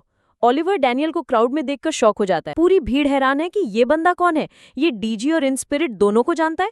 डीजी फिर से कहता है, मुझे पता है तुम्हें मुझसे काफी कुछ कहना है, जल्दी से स्टेज के ऊपर आ जाओ। Daniel park, one and only superstar DG, लोगों की भीड़ के बीच से हमारे हीरो डैनियल को स्टेज पर बुलाता है। और वहाँ खड़े सारे लोग, भाई सबके होश उड़ गए। उनके लिए ये सोचना भी इम्पॉसिबल था कि डैनियल जैसा लड़का डीजी को जानता होगा। आफ्टर ऑल, डीजी एक सेलिब्रिटी है, उससे जान पहचान होना ही अपने आप में एक अचीवमेंट है। फिर क्या था, हमारा डैनियल भीड़ से निकलकर एआरयू के मेंबर्स के साथ स्टेज पर डांस करना शुरू कर देता है। और पब्लिक का reaction, they are absolutely stunned. Meera और जोई की सहेलियां तो फुल ऑन फैनगर्ल मोड में चली जाती हैं। ओएमजी, ये डैनियल पार्क है कौन? ये तो सुपर कूल है। क्या वो सच में एआरयू के साथ परफॉर्म कर रहा है? एक रूमर ये भी फैल जाता है कि डैनियल पीटीजे एंटरटेनमेंट में फॉर्मर ट्रेनी था। ये सुनते ही तीनों लड़कियों के तो मुंह खोले के खुले रह जाते हैं। जोई तो हमारे डैनियल को देखकर उसकी दीवानी हो जाती है। और ये सब कौन देख रहा था? हमारा शियोन, जिसके दिल में जेलसी की आग भड़क उठती है। सिर्फ वही नहीं, विंजिन भी डैनियल को डीजी के साथ स्टेज पर देखकर सदमे में है। वो सोच रहा है, डैनियल पार्क डीजी के साथ, how is this even possible? Interestingly, Daniel को खुद भी बिलीव नहीं हो रहा कि वो एआरयू के साथ स्टेज पर नाच रहा है। वो अपने मन में सोचता है, वाओ ओलिवर कितना अच्छा लग रहा है। और यूसोंग ने तो अपना मास्क भी उतार दिया है। पीटीजे में ट्रेनिंग के टाइम मैंने ये डांस मूव्स हजारों बार प्रैक्टिस किए थे। मैं तो यहाँ सिर्फ क्रिस्टल को ढूंढने आया था, स्टेज पर डांस करूंगा ये तो सोचा भी नहीं था। लेकिन उसके स्टेज पर आने का असली रीजन डीजी से बात करना था। वो जानना चाहता है कि डीजी को उसकी 2 बॉडीज के बारे में क्या पता है। जैसे ही परफॉर्मेंस खत्म होती है, क्राउड लिटरली पागल हो जाती है। ओलिवर आगे बढ़कर डैनियल से हाथ मिलाता है और कहता है, बहुत टाइम हो गया यार, सॉरी मेरी एक और अपॉइंटमेंट है, मुझे जाना पड़ेगा। डैनियल कहता है, कोई बात नहीं, तुम जाओ। ओलिवर जाते जाते बोलता है, तेरे पास मेरा नंबर है ना, कॉल करना, हम जेस से भी मिलेंगे। जब एआरयू की वैन जाने लगती है, डैनियल देखता है कि अंदर डीजी बैठा है। डीजी की नजर डैनियल पर पड़ती है और वो कहता है, तुम मेरा ही इंतजार कर रहे थे ना। Finally the moment of truth. Daniel और डीजी आमने सामने। डैनियल अपने मन में सोचता है, बताओ डीजी, उस दिन तुम्हारे कहने का क्या मतलब था, याद है ना? डीजी ने हैंडसम डैनियल से कहा था, अ convenience store, is that all? ये बात अगर उसने मोटे डैनियल से कही होती तो सेंस बनता, बट हैंडसम डैनियल से, उसका तो कन्वीनियंस स्टोर से कोई लेना देना ही नहीं है। यही कंफ्यूजन डैनियल को खाए जा रहा है। डीजे डैनियल को अजीब सी नजरों से देखते हुए कहता है, यूनाइट द 4 मेजर क्रूज, उसके बाद हम बात करेंगे। ये सुन के तो डैनियल के तोते उड़ जाते हैं। क्रूज? What cruise? स्कूल में हो, ये तुम्हारे लिए परफेक्ट मिशन है, चलो। इतना कहकर डीजी की वैन निकल जाती है। डैनियल बेचारा पीछे से चिल्लाता रह जाता है, रुको, मुझे कुछ समझ नहीं आया। उसको तो 4 छोड़ो, एक भी गैंग का अता पता नहीं है। लिटिल डज ही नो, उन 4 क्रूज में से एक का लीडर हमारा जोहान है। उधर शियोन का दिमाग डैनियल को डीजी के साथ देखकर पूरी तरह से फ्राई हो चुका है। वो एक बेंच पर बैठकर सोच रहा है, आखिर ये बंदा है कौन? इसने मेरी इंसल्ट की, इसके दोस्त टीवी पर आते हैं और अब जोई भी इसे पसंद करने लगी है, मैं क्या करूं? तभी उसकी नजर पड़ती है हमारे वास्को पर। एक मिस्चीवियस स्माइल के साथ वो सोचता है, ये तो वही बेवकूफ है, चलो इससे थोड़े मजे लेकर अपना मूड फ्रेश करता हूँ। शियोन वास्को को आवाज देता है, ओए ढक्कन, यहाँ क्या कर रहा है? वास्को मासूमियत से जवाब देता है, मैं अपने दोस्त का वेट कर रहा था। शियोन फुल ऑन प्रैंक मोड में पास के एक नकली केज के अंदर घुस जाता है और ऐसे एक्ट करता है जैसे वो फंस गया हो। वास्को द प्योर सूल परेशान हो जाता है, क्या तुम फंस गए? रुको मैं तुम्हें बचाता हूँ। और वो बेचारा भागते हुए शियोन को बचाने आता है। लेकिन यहाँ है ट्विस्ट, केज की सामने वाली 2 रॉड्स रबर की थी। जैसे ही वास्को पास आता है, शियोन उन रबर की रॉड्स को पकड़कर ऐसे साइड करता है जैसे उसने लोहा मोड़ दिया हो। वास्को का तो मुंह खुला का खुला रह जाता है। उसको बिल्कुल आइडिया नहीं लगता कि वो रॉड्स रबर की हैं। वो कहता है, वाह तुम तो कमाल हो, व्हाट अ बीस्ट। शियोन मनी मन हंस रहा होता है, बेवकूफ, ये रबर है ताकि लोग यहाँ कूल फोटोज खिंचवा सके, बाकी सारी बार्स लोहे की है। इसका चेहरा तो देखो। वास्को अभी भी इम्प्रेस्ड है, इसने लोहे की रॉड्स को इतनी आसानी से मोड़ दिया। शियोन एक्टिंग जारी रखता है, अब मैं इन्हें वापस ठीक कर देता हूँ। ये देखकर वास्को के दिल में शियोन के लिए रिस्पेक्ट और बढ़ जाती है। शियोन कहता है, आज से तुम मुझे ह्योंग बुलाना। कोरिया में ह्योंग एक बहुत ही रिस्पेक्टफुल वर्ड होता है। शियोन वास्को को वॉर्न भी करता है, जिन बार्स को मैंने मोड़ा है उन्हें हाथ मत लगाना, वो कमजोर हो गई होंगी। वास्को कहता है, ओके ह्योंग, मैं हाथ नहीं लगाऊंगा। लेकिन वास्को है, वो असली लोहे की रॉड पकड़कर कहता है, वाओ, मुझे नहीं लगता मैं तुम्हारी तरह इसे मोड़ पाऊंगा। शियोन मन में सोचता है, ऑफ कोर्स नहीं मोड़ पाएगा, बेवकूफ। बट हम सब जानते हैं जहाँ ताकत की बात आती है तो वहाँ वास्को सीरियस हो जाता है। वो लोहे की 2 रॉड्स को पकड़ता है और पूरी ताकत लगाकर शियोन के सामने ही उन्हें मोड़ देता है। It wasn't as easy as शियोन्स rubber rod stunt, but he did it. शियोन की आंखें फटी की फटी रह जाती हैं। He is like, what? ये कैसे मुड़ गई? स्टील की नहीं थी क्या? ओह जरूर, ये भी रबर की होंगी। एक सेकंड के लिए तो मेरी सांस ही रुक गई थी। लेकिन जब वास्को रॉड्स को छोड़ता है तो वो मुड़ी की मुड़ी ही रहती हैं। अगर रबर होता तो वापस आ जाता। ये देखकर शियोन के पैरों तले जमीन खिसक जाती है। नो वे, ये अभी भी मुड़ी हुई है। वास्को कहता है, मैं तुम्हारी तरह एक बार में नहीं कर पाया ह्योंग, I truly respect you, you are so powerful. शियोन उस मुड़ी हुई रॉड को आजमाने की कोशिश करता है, लेकिन वो उससे हिलती भी नहीं है। ही रियलाइजेस ये असली स्टील था और इस बंदे ने इसे मोड़ दिया है। तभी वहां वास्को की गैंग द बर्न नकल्स के 8-9 बंदे आ जाते हैं। वास्को, ह्योंग, आप यहाँ थे, हम कब से आपको ढूंढ रहे थे। शियोन उन्हें देखकर घबरा जाता है, ये तो वही गैंगस्टर्स हैं, क्या ये मुझे ढूंढने आए? लेकिन वो सारे के सारे वास्को से बात कर रहे होते हैं। शियोन इज अटली कंफ्यूज। वास्को? मुझे लगा ये कोई बाहर से आया हुआ मिस्टर है। उसको ये इसलिए लगा क्योंकि वास्को एक कोरियन नाम नहीं है। गैंग के मेंबर्स मुड़ी हुई रॉड्स देखकर कहते, वाह, ये वास्को ह्योंग ने किया है, इसीलिए तो वो हमारे लीडर है। ये सुनते ही शियोन का दिमाग ब्लैंक हो जाता है। लीडर? ये बेवकूफ है, गैंग का लीडर है। वास्को अपनी गैंग से कहता है, मैं यहाँ ऐसे नुकसान नहीं कर सकता, और उन लोहे की रॉड्स को वापस सीधा करने लगता है। उसकी बैक मसल्स उसकी यूनिफॉर्म से भी साफ दिख रही थी। शियोन अब उसकी फिजिक को नोटिस करता है और सोचता है, मैंने ये सब पहले क्यों नहीं देखा? वास्को के बंदे शियोन को देखकर पूछते, ये कौन है? वास्को कहता है, ये मेरे रिस्पेक्टेड लॉन्ग है, सब उन्हें हेलो कहो। और वो सारे गैंगस्टर शियोन के आगे सर झुका देते हैं। Hello sir. शियोन की तो हालत पतली हो जाती है। गैंगस्टर्स मेरे आगे सर झुका रहे? दिस इज नॉट राइट, मुझे यहाँ से निकलना होगा। उसे रियलाइज हो जाता है कि अगर वास्को को उसके प्रैंक का पता चला तो उसकी बहुत बुरी पिटाई होगी। वो कहता है, चलो चलो बाद में बात करते हैं, मैं चलता हूँ। लेकिन तभी वहाँ शियोन के दोस्त और जोई आ जाते हैं। शियोन, तू यहाँ है, हम कब से तुझे ढूंढ रहे थे। शियोन डर के मारे सोचता है, ओह नो, ये लोग यहाँ क्यों आ गए? This is the worst timing ever. और फिर एक डिजास्टर हो जाता है। शियोन का एक दोस्त वास्को को देखकर उसके सर पर एक थप्पड़ मारता है और कहता है, अबे बेवकूफ, यहाँ क्या कर रहा है? कहीं और जाके खेल। क्योंकि अब वास्को शियोन को ह्योंग मानता है, वो कुछ नहीं कहता और बस बोलता है, आई एम सॉरी। शियोन की तो फटके चार हो जाती है। वो अपने मन में चिल्लाता है, बेवकूफ, ये तू क्या कर रहा है? ऐसा मत कर। शियोन अपने दोस्त को धक्का देते हुए कहता है, अरे तुम लोग इसकी तरफ ध्यान मत दो, ये तो बस मजाक कर रहा था। तभी वास्को का एक जूनियर आगे आता है और शियोन के ग्रुप से कहता है, उसे परेशान करना बंद करो, तुम लोग हमेशा लोगों को बुली क्यों करते हो? शियोन अब और पैनिक कर जाता है, ओ गॉड, अब ये कहां से आ गया? इससे भी तमीज से बात करनी पड़ेगी। वो कहता है, जूनियर प्लीज गलत मत समझो, ये एक छोटा सा मजाक था। लेकिन शियोन का वही बदतमीज दोस्त उस जूनियर को धक्का देकर जमीन पर गिरा देता है और कहता है, तुझे पता है तू किससे बात कर रहा है? ये है शियोन होंग, हमारे स्कूल का मॉन्स्टर। शियोन द मॉन्स्टर की खुद की हाइट टाइट हो चुकी थी। वो सोच रहा था, इडियट, मुझे लीडर मत बोलो। वो जल्दी से जूनियर को उठाता है, तुम ठीक हो? कहीं चोट तो नहीं लगी? पर अब बहुत देर हो चुकी थी। वास्को, जो खुद पर हुआ अटैक सह गया था, अपने जूनियर पर हाथ उठते देख आग बबूला हो जाता है। रिमेंबर, वास्को वो बंदा है जो अपने लिए सब कुछ सह सकता है, लेकिन अपने दोस्तों और जूनियर पर एक खरोंच भी बर्दाश्त नहीं कर सकता। उसकी आंखों में एक डेंजरस आग जल उठती है और वो कहता है, मैं तुम्हें माफ नहीं करूंगा। सीन खुलता है हमारे जे के साथ, जो बेचारा अभी भी झाड़ियों में अपना पर्स और मोबाइल ऐसी शिद्दत से ढूंढ रहा है जैसे जिंदगी और मौत का सवाल हो। थैंक गॉड उसके साथ 3-4 दोस्त हैं जो उसकी हेल्प कर रहे हैं। तभी एक बंदे की वॉटरी लग जाती है और उसे जे का फोन और पर्स मिल जाता है। वो चिल्ला के कहता है, भाई ये तेरे ही है ना? लेकिन इनका तो पूरा बंद बच चुका है। और सच में मोबाइल का स्क्रीन चूरमा हो चुका था और पर्स भी गंदा हो रखा था। लेकिन यार, हमारे जे को इन मटेरियलिस्टिक चीजों से क्या लेना देना?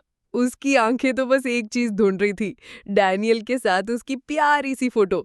और वो बिल्कुल A1, A class, A grade, A okay थी। ये देख के जे के चेहरे पे जो स्माइल आई ना, प्राइसलेस। वो बेचारा अपने दोस्तों को कुछ गिफ्ट देना चाहता है इस हेल्प के लिए, लेकिन वो भी क्या कहते हैं, अरे वो दोस्ती क्या जो मुसीबत में काम ना आए, और वहां से निकल जाते हैं। अब सीन शिफ्ट होता है असली एक्शन पे। Vasco AKA the beast versus शियोन the so called fighter. Vasco का एक हाथ आराम से उसकी पॉकेट में है और दूसरे हाथ से उसने शियोन का कंधा ऐसे पकड़ा है कि बेचारे को जमीन में ही गाड़ दिया। शियोन हिल तक नहीं पा रहा गाइस। मन ही मन में उसके दिमाग की बत्ती जल रही है, ये क्या बवाल है? मैं अपने टाउन का सबसे तगड़ा बंदा हूँ, नहीं पूरे कोरिया का सबसे तगड़ा बंदा, और मैं इसके सामने हिल भी नहीं पा रहा। What is this power? ऊपर से सुमी भी देख रही है। अब इज्जत का तो फेलूदा बन गया, तो इससे निकलने का कोई तो रास्ता ढूंढना पड़ेगा ना। शियोन के दोस्तों को लग रहा है कि वो एक्टिंग कर रहा है और जानबूझ के हार रहा है। वो चिल्ला रहा है, अरे ये क्या मजाक है, बंद कर ये सब। शियोन बेचारा मन में रो रहा है, खाक मजाक, ये तो बेइज्जती ऑन अनदर लेवल है, पर मैं करूँ भी तो क्या? जब बॉडी से कुछ नहीं उखड़ पाया तो शियोन ने अपना दिमागी घोड़ा दौड़ाया। वास्को से कहता है, ओए मेरे कपड़े गंदे कर दिए तूने, चल निकाल $100। इस पे हमारे वास्को ने अपनी स्कूल यूनिफॉर्म का कोट उतारा, उसके मुंह पे मारा और बोला, ये ले, ये मेरा खजाना है, कम से कम $10,000 का तो हो गई, मैं तेरे पैसे लौटा दूंगा, तब तक ये रख। शियोन हैरान, क्या एक यूनिफॉर्म? मजाक कर रहा है तू? वास्को कहता है, लेकिन तूने मेरे जूनियर से पंगा लिया है और उसके लिए तो मैं तुझे माफ नहीं करूंगा। और भाई वास्को ने शर्ट क्या उतारी, सुमी के दोस्तों और बाकी लोगों की आंखें फटी की फटी रह गई उसकी बॉडी देख के। वास्को बोला, जो तूने किया है उसके लिए तू मेरे हाथों से पिटने के ही लायक है। और फिर बैम, एक ही मुक्के में शियोन का सिस्टम ही करप्ट हो गया। फाइट दिखाई नहीं जाती क्योंकि वन पंच नॉकआउट को क्या ही फाइट बोलोगे। शियोन के पिटने के बाद सुमी और उसकी सहेलियां एक शॉप पर आती है माइंड फ्रेश करने, और यहाँ हमारी सुमी फुल लाइन मारूफिंग मोड ऑन कर चुकी है दुकान वाले लड़के पे। उससे ये तक बता देती है कि उसका दोस्त अभी अभी किसी से मार खा के आया है। शॉपकीपर भी कहता है, तुम्हारे दोस्तों का बस यही काम है क्या, लड़ाई करना? सुमी की दोस्त कहती है, हाँ ये शियोन तो एक नंबर का बेवकूफ है। मनी मैन में वो लोग सोच रही हैं, वाह सुमी ने तो नंबर भी दे दिया, लड़का है भी हैंडसम और ये दुकान भी इसी की है। सेट है सीन। सुमी भले ही उस लड़के पे ट्राई मार रही है, लेकिन उसके दिमाग में अभी भी हमारे जे की याद आ रही है। मैं उस भिखारी के बारे में भूल क्यों नहीं पा रही? फिर खुद को समझाती है, होश में आ सुमी, भले ही वो हैंडसम था, पर था तो भिखारी है ना। अभी इस शॉप वाले बंदे पे फोकस करना है जिसने हमें फ्री में खाना और हेयर बैंड्स दिए हैं। बेसिकली सुमी को लगता है कि ये शॉप इसी लड़के की है, इसीलिए उसे पटा रही है। लेकिन तभी अचानक से उस शॉपकीपर के चेहरे का रंग उड़ जाता है। सुमी पूछती है, सब ठीक है? तभी सामने से एक बंदा आता है और ये शॉपकीपर उसके सामने ऐसे झुकता है जैसे वो कोई राजा महाराजा हो। और इस बंदे के साथ, वेट फॉर इट, हमारी जय भी है। ये नया बंदा इस जगह का चेयरमैन निकलता है। चेयरमैन ये शॉप ओनर से बड़ा होता है क्या? सुमी पूछती है, ये है कौन? शॉपकीपर धीरे से बताता है, ये प्रेसिडेंट के बेटे हैं, एक बहुत बड़ी कंपनी के मालिक। तभी सुमी की नजर जय पे पड़ती है। ये तो वही लड़की है। इधर चेयरमैन और जय हमारे जय को ही ढूंढ रहे होते हैं। चेयरमैन जय से कहता है, जय तुम उसे अपने साथ नहीं रख सकती थी। और फिर जय चेयरमैन को भाई कह के बुलाती है। ये सुन के तो सुमी और उसकी गैंग के होश ही उड़ जाते हैं। Wait what? ये लोग तो कोई बहुत ही रिच फैमिली से हैं। और तभी टडा, हमारे जे की एंट्री होती है। जय उसे देखते ही कहती है तुम आ ही गए? मैं कब से कॉल कर रही थी, तुमने मुझे वापस कॉल क्यों नहीं किया? वेट, उसने जे को भी भाई कहा। सुमी का दिमाग लिटरली शॉर्ट सर्किट हो गया। What is happening? इसका मतलब ये लड़का भिखारी नहीं है, ये सुपर डुपर रिच है, ये पूरा थीम पार्क इसी का है। मैंने तो सोचा भी नहीं था। जे का बड़ा भाई एके चेयरमैन जे को डांटता है, तुम्हें अपनी लाइफ शांति से जीनी चाहिए। जय को उस बेकार से स्कूल में एडमिशन क्यों दिलाया? जय बचाव करती है, नहीं भाई मैं अपनी मर्जी से गई हूँ। मन में सोचते हुए, मैं तो डैनियल की वजह से गई थी। सुमी अभी तक सदमे में है। मुझे इस शॉपकीपर पे फोकस करना पड़ेगा। ये दुकान तो इसी की है ना? लेकिन शॉपकीपर तो कहीं और ही देख के अजीब सा चेहरा बना रहा था। सुमी सोचती है, अब इसको क्या हुआ? ये किस तरफ देख रहा है? और जिस तरफ वो देख रहा होता है वहां से एंट्री मारती है हमारी स्टनिंगली ब्यूटीफुल क्रिस्टल। जे का भाई काइट होंग क्रिस्टल को देखते ही कहता है, अरे क्रिस्टल तुम आ गई, सॉरी अचानक से बुलाने के लिए। ये वही काइट होंग है जो हमेशा क्रिस्टल पे लाइन मारता रहता है। सुमी और उसकी फ्रेंड्स तो क्रिस्टल को देख के हैरान है। भाई ये लड़की कमाल की सुंदर है, कोई सेलिब्रिटी है क्या? पता चलता है कि काइट होंग क्रिस्टल का बिजनेस पार्टनर है। क्रिस्टल टीवी में याद है, इसीलिए क्रिस्टल को यहाँ आना ही पड़ा था। काइट होंग फिर इंट्रोडक्शन कराता है, क्रिस्टल ये है मेरा भाई जे। क्रिस्टल मन में सोचती है, ये इसका भाई है? दोनों में तो जीरो क्लोजनेस लग रही है। तभी क्रिस्टल की नजर सुमी पे पड़ती है और उसे याद आता है कि जब वो अपनी छोटी बॉडी में थी तो इसी लड़की ने उसे बहुत बदतमीजी से बात की थी। और अब आते हैं फाइनल सीन पे। वॉशरूम में श्योन और उसके 2-3 चमचे बैठे। श्योन अपनी हार का रोना रो रहा है। शिट, बड़ी बेइज्जती हो गई। मुझे अंदाजा नहीं था वो इतना ताकतवर होगा। अगर 1-on-1 फाइट होती तो मैं जीत जाता। उसके दोस्त बेचारे दिल रखने के लिए बोलते हैं, हाँ तुम ठीक कह रहे हो, जबकि उन्हें भी पता है कि अकेले में तो श्योन और भी बुरी तरह पिटता। तभी श्योन जोश में आ जाता है, मैं शांत था क्योंकि वहां उसके साथ बहुत लोग थे, पर अब नहीं, हमारा स्कूल बेस्ट है, उनकी धज्जियां उड़ा देंगे हम, ये जंग है, सब अपने अपने हथियार ले लो। पर एक सेकंड, ये स्मेल कैसी है? कोई यहाँ वॉशरूम यूज कर रहा है क्या? एक बंदा दरवाजे पे चढ़ के देखता है और कहता है, हाँ अंदर एक बंदा बैठा है। श्योन के अंदर का गुंडा जाग जाता है। लगता है हमारा पहला शिकार यही बनेगा। वो जोर जोर से दरवाजे पीटने लगते हैं। श्योन एक जोरदार लात मारता है और कहता है, जो अब तेरे साथ होगा उसके लिए मुझे ब्लेम मत करियो। दरवाजा खुलता है और श्योन चिल्लाता है, तेरी किस्मत बहुत खराब है, चुपचाप बाहर आ, तेरी बंद बजने वाली है। अरे तो सिगरेट पी रहा है? अंदर से आवाज आती है, ओ किसी के पास टिश्यू पेपर है? और गाइस गेस करो अंदर कौन था? द वन द ओनली लोगन ली। ओ बॉय, मतलब श्योन की किस्मत इतनी खराब है कि बदला लेने के लिए भी उसको लोगन ली ही मिला। सच में अब तो श्योन का गॉड ही मालिक है। श्योन के दोस्तों को जैसे ही पता चला कि अंदर जेहाई का स्टूडेंट है, श्योन का दिमाग घूम गया। फैसला ऑन द स्पॉट, वास्को का बदला लोगन से लेंगे।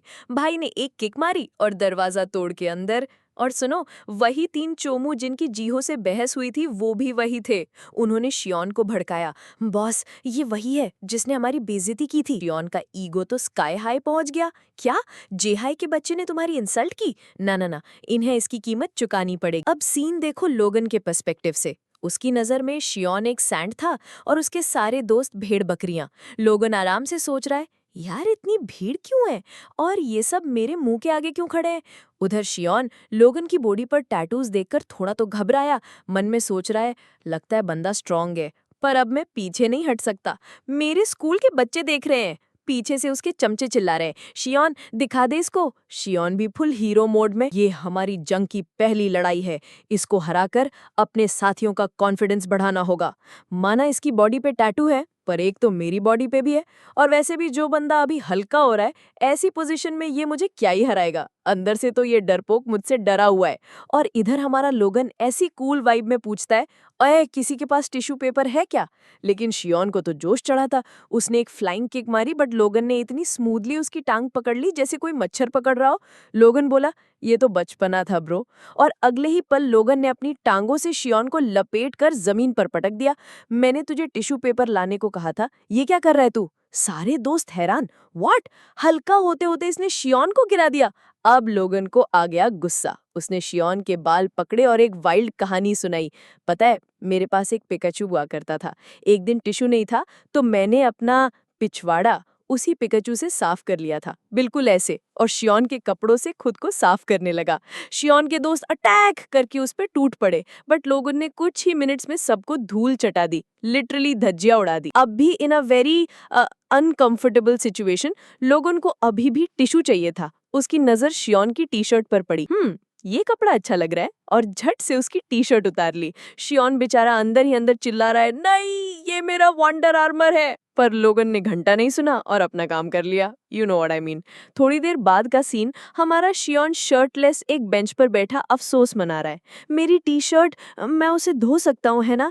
जिसने हमें मारा वो पक्का अपने स्कूल का लीडर होगा। ऐसा मॉन्स्टर कहाँ से आ गया यार? तभी वहाँ एंट्री होती है हमारे जैक की। फाइनली मिल गया तू। शियोन के दिमाग में तो वही चल रहा है, अरे ये तो वही है जिसको मैंने थोड़ी देर पहले मारा था। उसको क्या पता कि जैक ने शोल्डर रोल टेक्निक यूज की थी। जैक का तो खून खौल रहा था। तुमने मेरा को मारा, तुमने मेरा को मारा, और दे घुमा के। शियोन जब तक अटैक करने की सोचता, उससे पहले ही उसके मुंह पर एक इतना फास्ट पंच पड़ता है कि उसको पता भी नहीं चलता। जैक ने मार मार के शियोन की चटनी बना दी। शियोन बेचारा कंफ्यूज, ये हो क्या रहा है मेरे साथ? जिन्हें मैं बेवकूफ समझ रहा था वो सबके सब कनावर हैं क्या? उस स्कूल के सारे बंदे इतने खतरनाक है? जैसे ही शियोन लड़खड़ाते हुए चल रहा था, उसके सामने आ गया हमारा डैनियल। डैनियल को देख के शियोन ऐसी रॉकेट स्पीड से भागा जैसे उसने भूत देख लिया हो। मन में चिल्ला रहा है, ये भी एक मॉन्स्टर है, भागो। डैनियल बेचारा सोच रहा है, ये मुझे देखकर क्यों भागा? खैर, क्रिस्टल कहाँ है वैसे? Scene cut to a burger joint जिसका नाम है मेंस टच। यहाँ हमारी पूरी gang, Daniel, Jack, Meera, Haneel, Jay, Joey सब चिल कर रहे हैं। सीट स्वैप का खेल चल रहा है। जैक को मीरा के पास बैठना है और जोई को जे के पास। डैनियल बर्गर ठूसते हुए सोच रहा है, एक बार फिर हम सब साथ हैं। पर जीहो कहाँ है? वो जे से पूछता है, मैं तुझे कॉल कर रहा था, लगा नहीं। जे बेचारा इशारों में पूरी कहानी समझा देता है। तेरा मोबाइल खो गया था, टूट गया, पर फोटो सेफ हैं और तुम ड्रॉप टावर पर थे, ऐसा क्यों किया? और फिर डैनियल का वॉइस ओवर आता है, सो स्वीट। ये पहली बार है जब मैं अपने दोस्तों के साथ बैठकर बर्गर खा रहा हूँ, और ये पहली बार है जब हम सब साथ में ग्रुप पिक्चर ले रहे हैं। सभी फोटो में कितने खुश लग रहे हैं। फिर रात होती है, फेस्टिवल का माहौल एकदम कलरफुल हो जाता है। डांसर्स परफॉर्म कर रहे हैं, सब एंजॉय कर रहे हैं, पर हमारे डैनियल के चेहरे पर स्माइल नहीं थी। वो सोच रहा था, ये पिकनिक खत्म हो जाएगा, क्रिस्टल कहाँ होगी? और जैसे उसने ये सोचा, पलट के देखा तो कौन? हमारी सुंदर वाली क्रिस्टल उसके पीछे ही खड़ी थी। तो अब पिकनिक खत्म, सब बस से घर जा रहे हैं। शियोन वाली बस में अचानक सबको एक बहुत ही गंदी स्मेल आने लगती है। सब परेशान, यार ये किसने किया है? और ये स्मेल आ रही थी शियोन की वंडर आर्मर टी शर्ट से, जिसको उसने खिड़की के बाहर लटका रखा था। शियोन को लगा सब उसका मजाक उड़ा रहे हैं। बेचारा गुस्से में चिल्ला उठा, सब चुप हो जाओ, किसी के दांत दिखे ना तो तोड़ दूंगा। आंखों में आंसू थे उसके। एक बार फिर इतने में सुनु उसके पास आती है और एक नई शर्ट देती है। ये तुम्हारे लिए नहीं खरीदी थी, पर कुछ पहन लो। शियोन बेचारा इतना इमोशनल हो जाता है कि उससे चिपकने लगता है, पर सुनु उसको दूर भगा देती है। दफा हो जाओ यहाँ से। अब सीन शिफ्ट होता है हमारे गन और क्रिस्टल पर, जो कार में है। गन उसे चिढ़ा रहा है, आज तुमने उस एज ग्रुप वाले बंदे के साथ काफी टाइम स्पेंड किया। क्रिस्टल मनी मन डैनियल के बारे में सोच रही है, मेरे फादर ने मुझे डैनियल पर नजर रखने को क्यों कहा है? तभी उसकी नजर कार की विंडो के बाहर जाती है एंड शी इज शुक। उसे डैनियल के स्टोर पर एक साथ दो डैनियल दिखते हैं, हैंडसम वाला भी और मोटा वाला भी। उसका दिमाग फट जाता है, ये कैसे हो सकता है? दोनों एक ही टाइम पर, एक साथ? क्या मैं दो बॉडीज के बारे में गलत सोच रही थी? अब तो डैनियल मुझे पागल ही समझेगा। लेकिन प्लॉट ट्विस्ट, जिसको क्रिस्टल ने मोटा वाला डैनियल समझा था, वो असल में ड्यूक था। बेचारे ने चश्मा पहना हुआ था, इसलिए कंफ्यूजन हो गया। हैंडसम डैनियल ड्यूक को थैंक यू बोल रहा है कि उसने स्टोर संभाल लिया। बाद में हमारी छोटी क्रिस्टल हैंडसम डैनियल से मिलती आती है और बात को कवर अप करती है। अरे वो 2 बॉडीज वाली बात तो मैं मजाक कर रही थी। तुम इतने बिजी रहते हो ना, तो मुझे लगा तुम्हें 2 बॉडीज की जरूरत होगी। डैनियल बेचारा, क्या वो जोक था? मैं तो डर ही गया था। पर क्रिस्टल अभी भी शक में है। मनी मन सोच रही है, मुझे उस दिन कार से उतरकर चेक करना चाहिए था। और हमें पता चलता है कि उसने अभी भी डैनियल का पीछा नहीं छोड़ा है और उसके बारे में पता लगाने के लिए किसी को हायर किया है। Oh my god, the drama. Scene शुरू होता है रात के अंधेरे से, जहां एक गार्बेज ट्रक शहर का सारा कचरा उठा रहा होता है। लेकिन तभी एक वर्कर की नजर पड़ती है एक पानी से भरे बैग पर, और उसके अंदर जो था उसे देखकर बेचारे की रूह कांप जाती है। एक बिल्ली अधमरी हालत में। सीरियसली गाइज, ये कोई नॉर्मल बात नहीं है। भला कौन अपने पालतू जानवर को ऐसे बैग में बंद करके कचरे में फेंकता है? टेक्निकली बिल्ली जिंदा थी, पर उसकी हालत इतनी खराब थी कि मरी हुई ही लग रही थी। और इसी रात हमारा प्यारा मोटू सा डैनियल अपनी डॉगो इनू के साथ जॉगिंग कर रहा है। मतलब रात को कौन जॉगिंग करता है भाई? खैर, डैनियल के दिमाग में बस डीजी की कही हुई बात घूम रही है। उन 4 बड़ी गैंग्स को एक साथ मिलाना है। डैनियल भागते भागते सोच रहा है, आखिर ये डीजी कहना क्या चाहता है? 4 मेजर क्रूज। नाम तो बड़ा बचकाना लगता है, पर डीजी मजाक नहीं कर रहा था। वो सीधे सीधे क्यों नहीं बताता कि वो मेरे बारे में क्या जानता है? ये सोचते सोचते वो हाफने लगता है और उसकी डॉगो इनू भी वहीं रुककर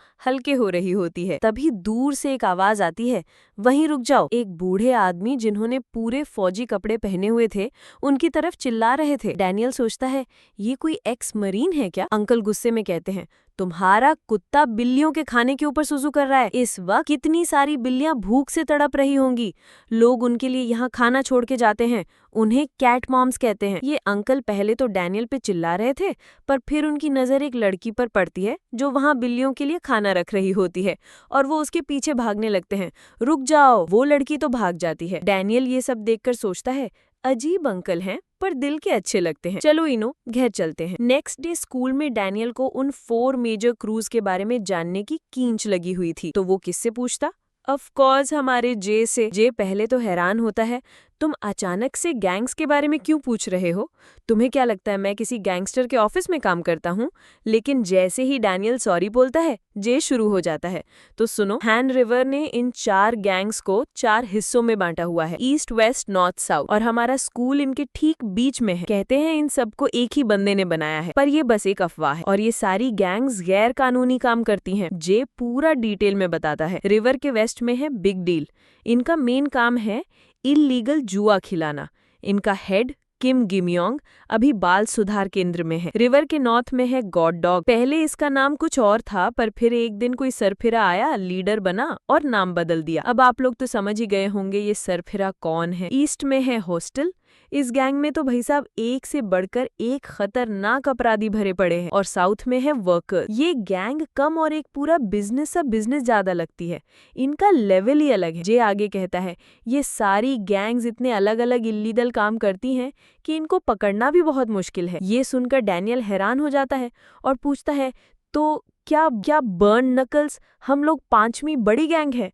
जे कहता है, पागल हो क्या? हम तो बस इसलिए एक साथ हैं क्योंकि हम सब वास्को को पसंद करते हैं। वहाँ बैठे सभी लोग अग्री करते हैं। हाँ, अगर वास्को भाई ना होते तो हम भी शायद उन्हीं गुंडों में से एक होते। वास्को का असर देखो, इतने सारे भटके हुए लड़कों को उसने एक राह दिखाई है। पर तभी आर्किटेक्चर डिपार्टमेंट का एक फर्स्ट ईयर का लड़का बेंच पर लात मार के कहता है, आखिर उस बंदे को कौन पसंद करता है? उफ, एटीट्यूड। पता चलता है कि हमारा वास्को तो बाहर गया है क्योंकि उसको किसी के 10,000 वॉन लौट आने हैं। सीरियसली, उसकी जगह कोई और होता तो एक फूटी कौड़ी न देता, और हमारा वास्को उसके लिए मेहनत करने निकला है। सीन शिफ्ट होता है हमारे हैंडसम डैनियल पर, जो अब इनू के साथ जॉगिंग कर रहा है।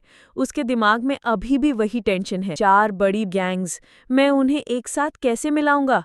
ढूंढूंगा कैसे? वो अभी बेंच पर बैठकर ये सोच ही रहा था कि उसे इनू के भौंकने की आवाज आती है। वो देखता है कि इनू एक और कुत्ते के साथ खेल रही है, और उस कुत्ते का मालिक कौन है? कोई और नहीं, हमारा आखिरी बार का दुश्मन जोहान सॉन्ग। दोनों अपने अपने कुत्तों के बहाने बात करना शुरू करते हैं। सॉरी, मुझे अपने डॉग को बांध के रखना चाहिए था। नहीं, मुझे बांधना चाहिए था, जोहान जवाब देता है। फिर वो साथ में जॉगिंग करने लगते हैं। बातों ही बातों में जोहान बताता है कि वो हैन रिवर के नॉर्थ से सिर्फ बाल कटवाने के लिए इतनी दूर आया है। डैनियल सोचता है, इतनी दूर? क्या यहाँ कोई फेमस सैलून है? असलियत तो ये है कि जोहान अपनी अंधी माँ से बाल कटवाता है, पर तभी डैनियल के दिमाग की बत्ती जलती है। नॉर्थ से? वहाँ तो गॉड डॉग गैंग रहती है। जोहान डैनियल के मुंह से गॉड डॉग का नाम सुनकर एकदम चौंक जाता है। तुम गॉड डॉग को जानते हो? डैनियल अनजाने में कहता है, हाँ सुना है, उस गैंग में सारे पागल लोग भरे पड़े हैं, क्रिमिनल्स की गैंग है। ओह बॉय डैनियल, तुम उसके लीडर से ही उसकी बुराई कर रहे हो। जोहान टॉपिक चेंज करने के लिए कहता है, चलो रेस करते हैं, अपनी पूरी ताकत से। रेस के बाद दोनों जमीन पर पड़े बुरी तरह हाफ रहे होते हैं। डैनियल सोचता है, मैं इससे हार गया, ये बंदा तो जैक से भी तेज है। और जोहान मन ही मन कहता है, वाओ, मैं हारते हारते बचा, जो प्लान मैंने सोचा था उसे कैंसिल करना पड़ेगा। फिर वो नॉर्मल बातें करते हैं। जोहान बताता है कि उसके कुत्ते का नाम ईडन है। जब डैनियल उसकी फैमिली के बारे में पूछता है तो जोहान कहता है, मेरी फैमिली सिर्फ ईडन है। ये सुनकर डैनियल का दिल बैठ जाता है। जोहान कहता है, चलो हमारे डॉग्स भूखे होंगे। लेकिन जब वो वापस जाते हैं तो उनके होश उड़ जाते हैं। दोनों कुत्ते गायब, उनकी रस्सियां कटी नहीं है, मतलब किसी ने उन्हें खोल के चुराया है। जोहान तो पूरा आतंकित हो जाता है, आखिर उसकी पूरी फैमिली ही उसका कुत्ता था। वो पास के एक सफाई कर्मचारी से पूछते हैं। वो आदमी कहता है, क्या 2 और डॉग? आजकल बहुत सारे पालतू जानवर लापता हो रहे हैं, ऐसा लगता है कोई उन्हें जानबूझकर चुरा रहा है।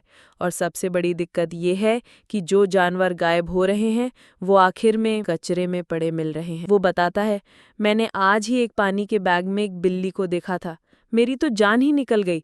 मुझे एक बैग में 3 जिंदा बिल्ली के बच्चे भी मिले, मरने की हालत में थे। बेचारे बेजुबान जानवर, आखिर उनके साथ कोई ऐसा क्यों कर रहा है? ये सुनकर डैनियल के पैरों तले जमीन खिसक जाती है। नहीं, ऐसा नहीं हो सकता, मुझे इनू को ढूंढना होगा। और फिर सीन शिफ्ट होता है। हम इनू को देखते हैं। उसके सामने एक बिल्ली मरने की हालत में पड़ी है। उसकी साइड में जोहान का ईडन भी है। कैमरा पीछे जाता है और जो मंजर दिखता है वो दिल दहला देने वाला है। वो जगह बेशुमार कुत्तों और बिल्लियों से भरी पड़ी है। सब जख्मी, अधमरे, दर्द से तड़प रहे हैं।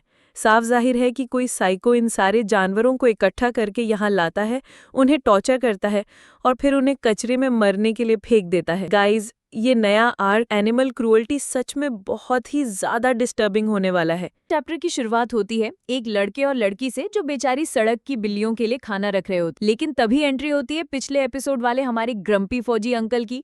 वो उन्हें डांटते हुए कहते, रुको भाई, तुम लोग आखिर दूसरों के घर के बाहर कचरा क्यों डालते हो? बेचारे लड़का लड़की सॉरी सॉरी बोल रहे, लेकिन अंकल का ड्रामा चालू है। तुम लोगों की वजह से यहाँ बिल्लियां जमा हो जाती हैं, गंदा करती हैं, रोती रहती हैं। पर वो लड़का लड़की भी स्मार्ट है। वो कहते हैं, सर गलती हमारी नहीं है, लोग आजकल शौक में पेट्स पालते हैं और फिर उन्हें सड़क पर छोड़ देते हैं। अगर हम खाना नहीं देंगे तो ये बेचारे कचरे में रहेंगे और बीमार हो जाएंगे, जिससे सबको खतरा है। लेकिन अंकल सुनने के मूड में ही नहीं है। मुंह बंद करो अपना, बड़ों से ऐसे बात करते हैं? मेरा कंधा दर्द हो रहा है, मेरी बॉडी अब पहले जैसी नहीं रही। Like what's the connection uncle? और ये सारा तमाशा दूर खड़ा देख रहा होता है हमारा हैंडसम डैनियल। उसने देखा कि कैसे उस बुढ़े आदमी ने उन बिल्लियों के खाने पर लात मारकर उसे गिरा दिया। डैनियल के मन में आता है, ये आदमी कितना अजीब है, क्या ये घर में कोई और ही इंसान बन जाता है? पहले तो डैनियल को लगा था कि ये काफी अच्छे इंसान है, बट नॉट एनी मोर। खैर, डैनियल अपनी डॉग इनो के साथ जॉगिंग के लिए निकलता है जब ये एक छोटी सी बच्ची रोते रोते उसके पास आती है। उसके हाथ में एक मिसिंग डॉग का पैम्फलेट है। वो डैनियल से पूछती है, क्या तुम्हारा भी कुत्ता खो गया है? डैनियल हैरान होकर पूछता है, क्या तुमने उसे कहीं देखा? बच्ची ने ना में जवाब दिया। डैनियल कहता है, चलो हम साथ मिलकर अपने डॉग्स को ढूंढते हैं। तुम्हारा डॉग कब खोया था? और यहाँ मिलता है एक शॉकिंग क्लू। बच्ची कहती है, मेरे डॉग को गायब हुए 3 हफ्ते हो गए। मुझे यकीन है उसे कोई उठाकर ले गया, क्योंकि वो ठीक से चल भी नहीं सकती। डैनियल पूछता है, क्यों, उसे चोट लगी है? बच्ची कहती है, नहीं, जिस वक्त वो चोरी हुई उस वक्त वो प्रेग्नेंट थी। एंड बैम, सीन कट होता है उसी हॉरर रूम में जहां सारे डॉग्स बंद है, और वहां हम उस बच्ची की डॉग मैरो को देखते हैं। बेचारी ने 4 छोटे छोटे पपीज को जन्म दिया है और अब उन्हें ब्रेस्ट फीड करा रही है। उसकी हालत पहले से ही खराब है और अब और कमजोरी आ रही है। उस कमरे का मंजर बहुत भयानक है। कोई कुत्ता भूख के मारे अपनी पूंछ काट रहा है, अजीब अजीब हरकतें कर रहा है और वहां से बहुत गंदी बदबू आ रही है। हमारे इनो और ईडन जो अभी नए नए आए हैं इसलिए साफ सुथरे लग रहे हैं। तभी उनको किडनैप करने वाला बंदा या बंदी जो भी है कहता है, देखा, तुम दोनों अकेले थे ना, चलो अब से हम सब साथ रहेंगे, तुम मुझे धोखा देकर भागोगे तो नहीं ना। और फिर वो एक कुत्ते की पूंछ पकड़कर उठाता है और कहता है, इसकी तरह मुझे छोड़कर मत जाना। Can you believe the cruelty? और गेस व्हाट, वो कुत्ती मैरो ही होती है। उसकी हालत बिल्कुल मरने वाली हो रही होती है, तो वो साइको मैरो को एक पानी भरे बैग में पैक कर देता है और कहता है, चलो काम हो गया। जब वो मैरो को ले जा रहा होता है तो उसके चारों बच्चे रोते रोते उसके पीछे आने की कोशिश करते हैं। इस पर वो कहता है, चिंता मत करो, तुम्हारी मॉम को यहाँ पसंद नहीं, यहाँ तुम्हारे और दोस्त आ जाएंगे। ये सब देखकर इनो और ईडन समझ जाते हैं कि यहाँ कुछ बहुत गलत हो रहा है और वो जोर से भौंकने लगते हैं। वो साइको चिल्लाता है, भौंकना बंद करो, मैंने ये सब तुम्हारे लिए किया है।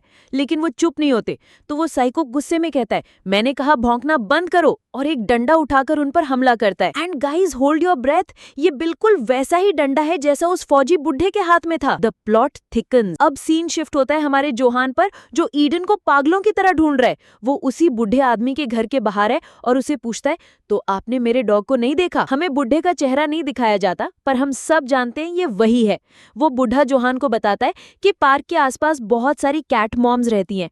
जैसे ही जोहान वहां से जाता है, हम देखते हैं कि उस आदमी के हाथ में काली पन्नी है, यानी प्लास्टिक बैग है, जिसके अंदर क्या है हम सब गेस कर सकते हैं। चिल्स। जोहान पार्क पहुंचता है तो वहां डैनियल पहले से ही उन लोगों से बात कर रहा होता है जो बिल्लियों को खाना खिला रहे थे। दोनों उनसे अपने डॉग्स के बारे में पूछते हैं, पर उन्होंने कुछ नहीं देखा होता। तभी वो लड़का लड़की आपस में बात करते हैं, कहीं ये उस आदमी ने तो नहीं किया? कौन? वो बैग वाला आदमी? ये सुनते ही डैनियल और जोहान के कान खड़े हो जाते हैं। बैग वाला आदमी? वो लड़का कहता है, हाँ एक अजीब सा फौजी है। लड़की ऐड करती है, हाँ एक बुढ़ा सा इंसान है, मैंने उसे रात को कूड़ा फेंकते हुए देखा था। उसके हाथ में एक बैग था और वो उसे फेंकने से पहले इधर उधर देख रहा था, और मुझे पूरा यकीन है कि वो बैग अंदर से हिल रहा था। डैनियल हैरान, जोहान शॉक्ड। जोहान कहता है, अभी थोड़ी देर पहले मैं उसी आदमी से मिला था, एक बुढ़ा इंसान मरीन यूनिफॉर्म में, हाथ में काला बैग। अच्छा वो, मैंने उसका घर देखा है। जोहान बेचैन होकर पूछता है, कहाँ है उसका घर, जल्दी बताओ। डैनियल को ठीक से तो नहीं पता, पर तभी वहां बैठी एक और औरत जो अब तक बिल्कुल चुप थी कहती है, मैं तुम्हें वहां ले चलती हूँ, मुझे उस जगह के बारे में पता है। What an entry! वो औरत डैनियल और जोहान को एक बिल्डिंग के पास ले जाती है और कहती है, वो आदमी इस बिल्डिंग के टॉप फ्लोर पे रहता है, मेरा काम यहीं खत्म। और अब हमारे दोनों हीरो डैनियल और जोहान बिल्डिंग के अंदर घुस जाते हैं। अंदर आते ही एक बहुत बुरी स्मेल आती है। डैनियल सोचता है, ये किस चीज की स्मेल है, क्या यहाँ कुछ सड़ रहा है? इनो प्लीज सेफ रहना। जैसे ही वो आगे जाते हैं, एक गेट लॉक्ड मिलता है। डैनियल कहता है, जोहान देखो कहीं बेल है क्या?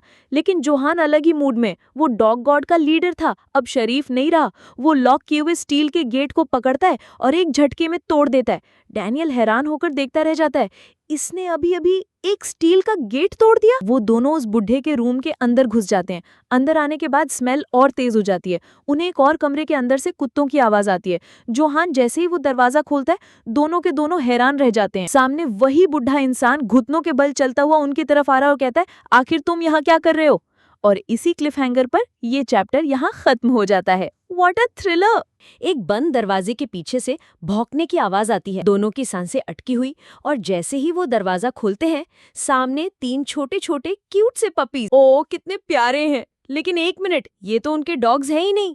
और तभी एक और दरवाजा खुलता है और वो बूढ़ा आदमी सामने फुल गुस्से में पूछता है, तुम दोनों कठपुतली यहाँ क्या कर रहे हो? हमारा प्यारा डैनियल तो सीधा सॉरी बोलने लग जाता है, सर प्लीज फॉरगिव अस। लेकिन जोहन भाई वो अलग ही मोड में था। उसने सीधा उस अंकल का कॉलर पकड़ा, आंखों में आग लिए और चिल्लाया, एडन कहाँ है? अंकल उन्हें चोर चोर चिल्ला रहे हैं और डैनियल बेचारा जोहन को पीछे खींचने की कोशिश कर रहा है। लेकिन रुको, पिक्चर अभी बाकी है मेरे दोस्त। एंट्री मारती है वही औरत जिसने इन दोनों को यहाँ भेजा था। वो सीधा पप्पीज वाले कमरे में घुसती है, तीनों को उठाती है और 9-2-11 हो जाती है। डैनियल का तो दिमाग ही फट गया, सोच रहा है ये तो वही औरत है। तभी अंकल ने असली बम फोड़ा। तुम किन डॉग्स की बात कर रहे हो? मुझे तो वो कूड़े में पड़े मिले थे। अंकल ने बताया कि उन्होंने तो बस उन्हें बचाया था और असली कल्प्रिट तो रूम 2002 वाली औरत है। हाँ, वही कैट मॉम जिसने हमारे लड़कों को यहाँ भेजा था। और अब गाइस शुरू होता है वो फ्लैशबैक जो आपके होश उड़ा देगा। हम देखते हैं कुछ टाइम पहले यही औरत एक बेचारी स्ट्रे कैट जिसकी पूंछ नहीं है, उसे बड़े प्यार से खाना खिला रही है। अंकल उसे देखते हैं और सोचते हैं कि कितनी अच्छी इंसान है। वो बताती है कि उसने बिल्ली का नाम टेल रखा है क्योंकि उसकी पूंछ नहीं है और वो उसे अडॉप्ट अडॉप्ट करने वाली है। तो वो उसे घर ले आती है और कहती है, इनू अब से ये तुम्हारा नया घर है, अपने दोस्तों को हेलो बोलो। लेकिन अगले ही पल जो दिखता है ना, उससे आपकी रूह कांप जाएगी। उसका कमरा पहले से ही कैट्स और डॉग से भरा पड़ा है और चेहरे पर एक अजीब सी स्माइल के साथ वो कसम खाती है कि वो हर अकेले जानवर को बचाएगी। पर यहाँ है अ टेरिफाइंग सच्चाई, ये औरत एक साइको है। उसे लगता है वो उन्हें बचा रही है, पर वो एक का भी ख्याल नहीं रखती। जैसे ही जानवर बीमार पड़ते हैं और मरने की हालत में आते हैं, वो उन्हें एक प्लास्टिक बैग में बंद करके कचरे में फेंक देती है। Yes, you heard that right. एक दिन अंकल को कचरे के ढेर से बहुत बुरी बदबू आती है। जब वो उसे साफ कर रहे होते हैं, उनकी नजर एक बैग पर पड़ती है और जब वो उसे खोलते हैं, उनके होश उड़ जाते हैं। अंदर टेल की लाश पड़ी थी, वही बिल्ली जिसे उस औरत ने अडॉप्ट किया था। उस दिन उन्हें पता चला कि वो औरत पूरी तरह से पागल है। वो सीधा उसके अपार्टमेंट रूम 2002 पहुंचते हैं, दरवाजा पीट पीट कर चिल्लाते हैं कि कितनी गंदी स्मेल आ रही है और कैसे वो जानवरों को लाकर फेंक रही है। लेकिन वो अंदर से चिल्लाती है, मुझे परेशान मत करो, मैंने इस कमरे का किराया दिया है। वो कहती है कि ये जानवरों का घर है और कोई उसे निकाल नहीं सकता। और यहाँ हुआ सबसे बड़ा वाला मिसअंडरस्टैंडिंग गाइज। याद है पार्क वाला कपल जिन्होंने डैनियल और जोहन को बताया था कि उन्होंने अंकल को प्लास्टिक बैग के साथ देखा था? उन्होंने देखा तो था, लेकिन अंकल बैग फेंक नहीं रहे थे। वो उस बैग में से उन बेचारे जानवरों को बचा रहे थे जिसे उस औरत ने फेंक दिया था। उस कपल की गवाही ने हमारे लड़कों को गलत रास्ते पर भेज दिया। बाद में वो औरत देखती है कि अंकल के पास टेल है जिसे उन्होंने आखिरकार बचा लिया था। वो शॉक हो जाती हैं कि बिल्ली जिंदा है और उसके सर पर जुनून सवार हो जाता है। ये बिल्ली मेरी है, इसको मेरे पास होना चाहिए। वो उनके दरवाजे पर कान लगाकर सुनने लगती हैं, उन्हें दूसरे रेस्क्यू डॉग्स और कैट्स के साथ खेलते हुए सुनती है और सोचती है वो सारे के सारे मेरे हैं। लेकिन वो अंदर नहीं जा सकती थी क्योंकि अंकल का स्टील गेट हमेशा लॉक्ड रहता था। चलो अब रिवाइंड करते हैं चैप्टर 149 के उस सीन पर। याद है जब अंकल ने डैनियल पर चिल्लाया था क्योंकि उसके डॉग ने कैट फूड के पास पेशाब कर दिया था?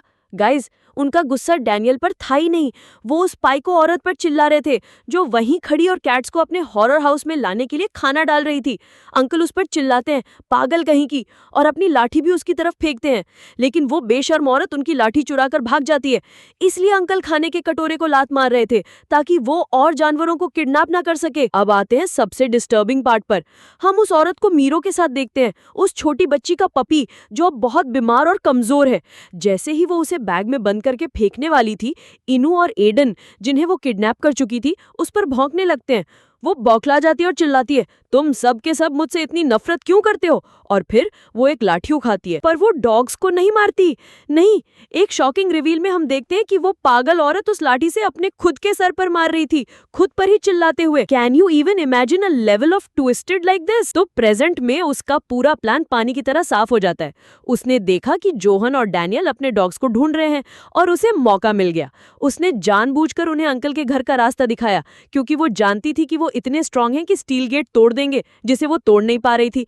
जब जोहन अंकल से लड़ने में बिजी था, वो चुपके से अंदर घुसी, अपने बचाए हुए जानवरों जो उसके हिसाब से उसकी प्रॉपर्टी थे उन्हें चुराया और भाग गई। मतलब प्योर ईविल की मास्टरमाइंड यार। अंकल जोहन और डैनियल को सब कुछ बताते हैं, लेकिन उन्हें डर है कि वो हमेशा के लिए जा चुकी है। लेकिन तभी किस्मत का खेल। डैनियल को उस छोटी बच्ची का कॉल आता है, मीरो की ऑनर का। उसने एक औरत को 2 डॉग्स के साथ जाते हुए देखा है, जिनमें से एक ने कपड़े पहने हैं। और अब शुरू होती है रेस। डैनियल और जोहन गलियों में दीवानों की तरह भागते हैं। डैनियल को पार्क वाला कपल मिलता है जो अब पूरी सिचुएशन समझ चुके हैं। लड़की उन्हें समझाती है वो कोई कैट मॉम नहीं है, वो एक एनिमल होर्डर है, एक ऐसी इंसान जो जानवरों को पालने के बजाय बस ऑब्सेसिवली जमा करती है। वो सब मिलकर उसे ढूंढने लगते हैं। डैनियल की हिम्मत टूट रही थी, पर तब सीन कट होता है जोहन पर और ओ my god, the absolute boss move. वो फोन पर है, कह रहा है मुझे माफ करना, मैंने अपने पर्सनल मैटर के लिए तुम्हें कॉल करा है। और गेस करो फोन के दूसरी तरफ कौन है? उसकी पूरी की पूरी गैंग। उसने अपने डॉग को ढूंढने के लिए अपनी गैंगस्टर्स की पूरी आर्मी बुला ली है। इसे कहते हैं ना एक एपिक फिनाले। चैप्टर की शुरुआत में ही सीन पूरा कैओटिक। जुआन के बंदे सड़कों पर उतर आए हैं, हर आते जाते इंसान को रोककर इंटेरोगेशन कर रहे हैं। इमेजिन दिस, एक गैंगस्टर एक बंदे को रोकता है, ए रुक, दिखाना जरा। लेकिन अफसोस ये ईडन नहीं, कोई और ही डॉगो निकला। प्लस इसका ओनर तो एक लड़का है, जबकि जुआन का क्लियर इंस्ट्रक्शन था कि ईडन को एक औरत ने चुराया है। उप्स, रॉन्ग टारगेट गाय। तो वो उस बेचारे से पूछते हैं, तूने किसी औरत को 2 कुत्तों के साथ देखा है क्या? पर भाई साहब, वो बंदा तो इनके स्कैरी लुक से इतना फट गया है कि उसके मन में बस एक ही ख्याल है, ये खतरनाक लोग अचानक से कहां से टपक पड़े, पूरा इलाका इन्हीं से भरा पड़ा है। मीनवाइल हमारा हीरो डैनियल भी फुल ऑन डिटेक्टिव मोड में है। वो छोटी लड़की जिसने उसे टिप दी थी इशारा करती है, वो रही, एंड देयर शी इज। एक औरत 2 डॉग्स के साथ, एक ने तो बिल्कुल ईडन जैसे कपड़े पहने। जैकपॉट।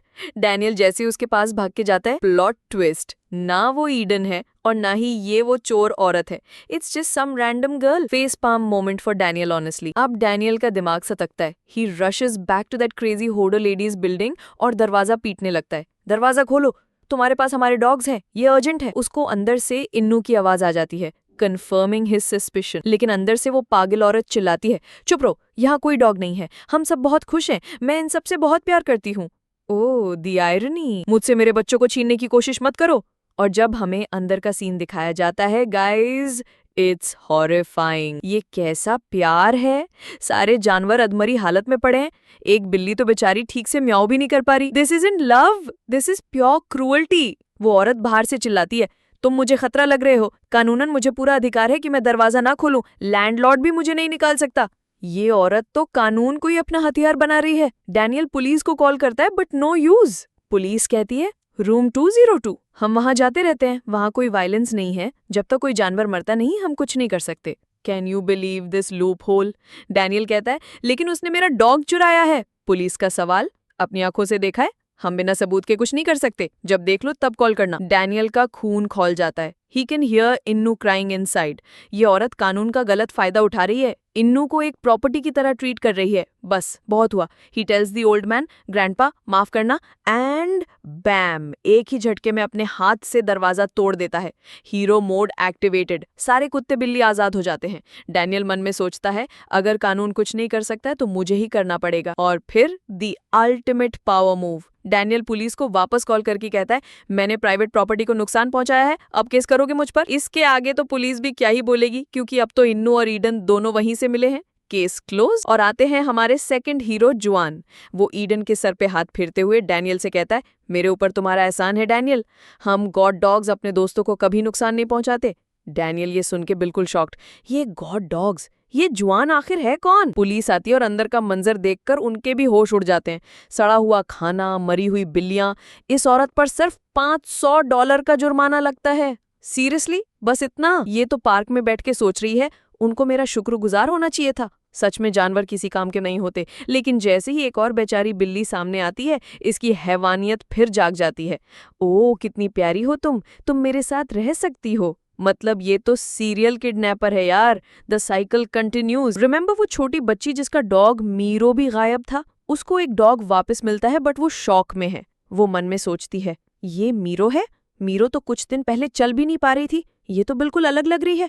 लेकिन उसकी मॉम कहती है, अभी मीरो को हॉस्पिटल ले जाना पड़ेगा, और वो बेचारी उस डॉग को लेके चली जाती है, even though she knows it's not hers. Daniel को लगता है सब अब okay, happy ending. But guys, real Meera जैसी एक डॉग अभी भी कचरे के ढेर में घूम रही है। The story brutally reminds us, real life में हर बार हैप्पी एंडिंग नहीं होती। सीन शिफ्ट होता है to the mighty god dogs, अब हमारे डैनियल के इलाके में। जेस उन्हें रोकता है, तुम लोग यहाँ क्या कर रहे हो गॉड डॉग? जुआन कहता है, तू यहाँ का लीडर है? जेस रिप्लाई करता है, हमारे लीडर यहाँ नहीं है। जुआन उससे कहता है, मेरा मूड अच्छा इसलिए छोड़ रहा हूँ, लेकिन तुझे मेरे ईडन के सामने सिर झुकाना चाहिए। वैस्को का एक बंदा आगे बढ़ता है, उस कुत्ते के सामने? तू साले! लेकिन जेस उसे रोक लेता है। जुआन जाते जाते जेस को वार्निंग देता है, अगली बार तेरे लिए आऊंगा। Huff, the tension. But plot twist, Juan असल में डैनियल से मिलने आया था। He remembers their race. उसको याद है कि डैनियल ने 3 माइल्स यानी लगभग 5 किलोमीटर भागने के बाद उससे रेस की थी और फिर भी ऑलमोस्ट जीत गया था। जुआन अंदर से हिल गया है, ये बंदा जैक से भी फास्ट है। He also remembers how Daniel broke the डॉ। उसने मेरे मूव को कॉपी किया, ऐसा करने के लिए बहुत एनर्जी लगती है। जुआन को समझ आ गया है कि डैनियल कोई मामूली बंदा नहीं है, तो अब जुआन अपने बंदे को एक नया मिशन देता है। जिनयोंग, उस बंदे को टेस्ट करो, ईडन के दोस्त इन्नू के मालिक को। पता लगाओ वो दोस्त है या दुश्मन। The game is on. और चैप्टर के एंड में जुआन को कचरे के ढेर के पास एक और बेचारा अधमरा डॉग मिलता है जो बिल्कुल मीरो जैसी दिखती है। He picks it up saying, ये तुम्हारी दोस्त है Eden, and saves another life. तो कहानी शुरू होती है हमारे अपने ओरिजिनल डैनियल से, जो अपनी मॉम के साथ एक बस में सफर कर रहा है और सफर का मजा डबल करने के लिए पीछे वाली सीट से एक भाई साहब ने अपने खूबसूरत पैर बिल्कुल डैनियल के सर के ऊपर रखे हुए हैं। डैनियल बेचारा मन में ही कुट रहा है, यार माना थके हुए होगे पर थोड़ी तो तमीज रखो, ये कुछ ज्यादा नहीं हो रहा। तभी उसकी नजर आगे एक लड़की पर पड़ती है जो ऐसी अजीब पोजीशन में सो रही है कि उसकी गर्दन सीट से नीचे लटक रही। डैनियल सोचता है ये ऐसे कौन सोता है भाई। मॉम भी बेचारी सो गई है, सफर के लिए कितनी तैयारी करनी पड़ी उन्हें, ऊपर से ये पैर, पूरे रास्ते ऐसे ही जाना पड़ेगा क्या। इतने में ही आगे बैठी एक औरत की गोद में एक छोटी सी बच्ची डैनियल को घूरती है और उसकी शक्ल देख के बस रोने ही वाली होती है। डैनियल मन ही मन चिल्लाता है, नहीं नहीं प्लीज नहीं, चुप हो जा। पर ऑफ कोर्स बच्ची तो अपना गला साफ करना शुरू कर देती है।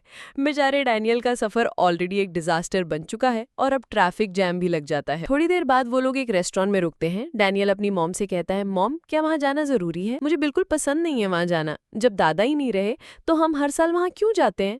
उसकी मॉम बस हंसकर कहती हैं, ऐसे नहीं कहते बेटा, ग्रैंडमा तुमसे कितना प्यार करती हैं। और ऊपर से डैनियल ने इतना भारी सामान भी उठाया हुआ है। वो पूछता है, आप इतना सारा सामान क्यों लाई हो? तो उसकी मॉम आहिस्ता से कहती है, बेटा अगर ये सब ना लेके जाऊं तो वो लोग तुमसे अच्छे से पेश नहीं आएंगे। तुम्हारे पापा नहीं है ना। बेसिकली उन्हें रिश्तेदारों में इज्जत खरीदनी पड़ती है। डैनियल को पता है कि उसकी मॉम ये सारे गिफ्ट्स अफोर्ड नहीं कर सकती, फिर भी वो लाई हैं। वो कहता है, उन्हें क्या सोचना है, किसको फर्क पड़ता है, मुझे तो आपके कपड़ों की चिंता है। पर उसकी मॉम बात टाल देती है। डैनियल अपनी मॉम के पुराने फटे हाल कपड़ों को देखता है और उसका दिल बैठ जाता है। फाइनली वो लोग अपने अंकल के घर पहुंचते हैं। घर में घुसते ही मकड़ी के जाले उसका स्वागत करते हैं और उनका कुत्ता कोको ऐसे भौंकना शुरू करता है जैसे कह रहा हो वेलकम या गेट आउट। डैनियल सोचता है ये बेचारा हमेशा बंधा ही रहता है। अंदर का नजारा तो और भी शानदार है। रूम में पहले से ही काफी रिश्तेदार बैठे दारू पार्टी कर रहे होते हैं। एक अंकल चिल्लाते, अरे आ गए तुम लोग, बड़ी देर लगा दी। दूसरे अंकल कहते हैं, डैनियल पढ़ाई कैसी चल रही है? मुझे लगता नहीं तुम ठीक से पढ़ रहे हो। तुम्हारा भाई 4-4 अकेडमी जाता है, तुम्हें तो काम धंधा शुरू कर देना चाहिए। बीच में ही उनकी बेटी डैनियल की कजिन बोलती है, डैड बस भी करो। तभी एंट्री होती है दबिन की, अंकल का लाडला बेटा, जिसे लगता है कि वो दुनिया का सबसे कूल बंदा है। वो आते ही डैनियल को कहता है, यो डैनियल पबजी खेलता है? उसने गर्मी में एक हॉडी पहनी हुई है। डैनियल पूछता है, तुझे ठंड लगी है क्या? तो दबिन पूरे एटीट्यूड में कहता है, ये स्वैग है छोटे, स्वैग। और हमारा भोलू डैनियल मन में सोचता है, वाह दबिन तो कितना कूल हो गया। इतने में ही एक और दारूबाज अंकल चिल्लाते हैं, यार मेरे सारे भतीजे इतने मोटे क्यों हैं? कोई एक्सरसाइज नहीं करता क्या? फिर वो अपने ही बेटे डेविड की तारीफें करने लगते हैं, तुम सबको डेविड जैसा बनना चाहिए, कॉलेज जाके कितना कूल हो गया है वो। और तभी कूल डेविड की एंट्री होती है। वो भी पहले काफी मोटा था और सच कहूं तो अभी भी है, पर डैनियल के लिए तो वो एकदम बदल चुका है। डेविड आके सबको ज्ञान देता है, लड़कियों को ना मेरी तरह साफ सुथरे लड़के पसंद आते हैं, चश्मा लगा लो तो लुक और बदल जाता है। डैनियल बेचारा सोचता है, क्या बदला, ये तो अभी भी वैसा ही लग रहा है। फिर डेविड अपनी गर्लफ्रेंड की फोटो दिखाता है, पर उस लड़की की प्रोफाइल पे तो लिखा है डेटिंग किम यू। मतलब भाई यहाँ भी बस बड़ी बड़ी फेंक रहा है। डैनियल जब चेक करता है तो पता चलता है कि डेविड ने जिन लड़कियों को फ्रेंड रिक्वेस्ट भेजी है उनमें से किसी ने भी एक्सेप्ट नहीं की है। फिर भी डेविड पूरे कॉन्फिडेंस से कहता है, अरे वो सब शर्माती बहुत है, चल छोड़, जाके देख खाना कब लगेगा। अब सारे कजिन्स एक कमरे में बैठे हैं। दबिन अपनी झूठी कहानियां सुना रहा है कि वो बर्न नकल्स गैंग के लीडर का दोस्त है। तभी इत्तेफाक से डैनियल के फोन पर वास्को का कॉल आ जाता है। डैनियल उससे नॉर्मल तरीके से बात करता है, हे वास्को कैसा है, मैं अपने अंकल के घर आया हूँ। डैनियल, दबिन जिसे पता नहीं कि बर्न नकल्स का लीडर ही वास्को है, फोन छीन लेता है। वो वास्को को धमकाते हुए कहता है, ए सुन, नाम है तेरा वास्को, मैं डैनियल का कजिन बोल रहा हूँ, थोड़ी एक्सरसाइज कर लिया कर, समझा। दूसरी तरफ बेचारा वास्को, जो एक भारी स्टील रॉड उठा के एक्चुअल में एक्सरसाइज ही कर रहा होता है, कहता है, सॉरी मैं और मेहनत करूंगा। डैनियल बेचारा अपने फेंकोबाज कजिन से इतना इम्प्रेस है कि उसे समझ ही नहीं आ रहा कि ये दोनों बस हवा में तीर चला रहे हैं। वो खाने का पूछने के लिए कमरे से बाहर जाता है। बाहर देखता है तो सारे मर्द लोग बैठकर टीवी देख रहे हैं और मजे कर रहे हैं। उसकी आंटी भी आराम से बैठी टीवी पर हंस रही हैं।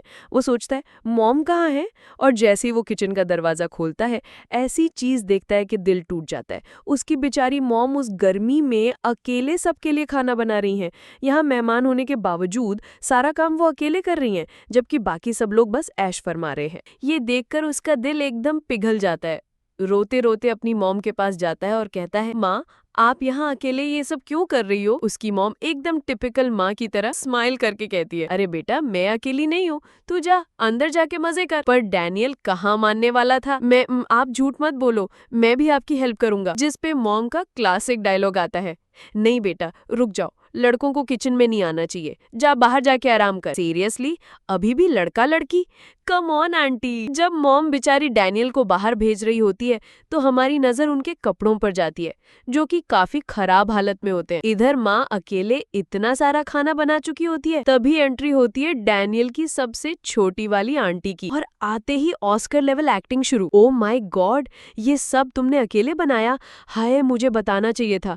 मुझे कितना बुरा लग रहा है। बुरा लग रहा है? सीरियसली? जब मॉम किचन में पसीना बहा रही थी तब आप आराम से ताश यानी कार्ड्स खेल रही थी आंटी जी। फिर दूसरी वाली आंटी आती है, वाह खाना तो बहुत डिलीशियस लग रहा है, तुम हमेशा की तरह मेहनत कश हो। इसके बाद छोटी आंटी अपने पर्स से कुछ पैसे निकालकर मॉम को देती है। मतलब हद है यार। सोचो आप किसी के घर जाओ, उनके लिए खाना बनाओ और वो आपको टिप देकर निकल ले जैसे आप कोई होटल के शेफ हो। बेचारी मॉम मना करती है, अरे नहीं नहीं मुझे पैसे नहीं चाहिए, पर आंटी जबरदस्ती थमा देती है। और अहम ट्विस्ट ये है कि खाने का सारा सामान मॉम अपने घर से ही लाई थी। डैनियल ये सब देख के मन में कूद रहा है, जितने पैसे आंटी दे रही हैं उतने का तो मसाला भी नहीं आएगा। उसको अपनी मॉम के कपड़े देखकर इतना बुरा लगता है, वो सोचता है कि शायद लोग सोचते होंगे मेरी माँ एक भिखारी है। इधर सब लोग मॉम के हाथ का बना खाना ऐसे खा रहे हैं जैसे कोई एहसान कर रहे हो।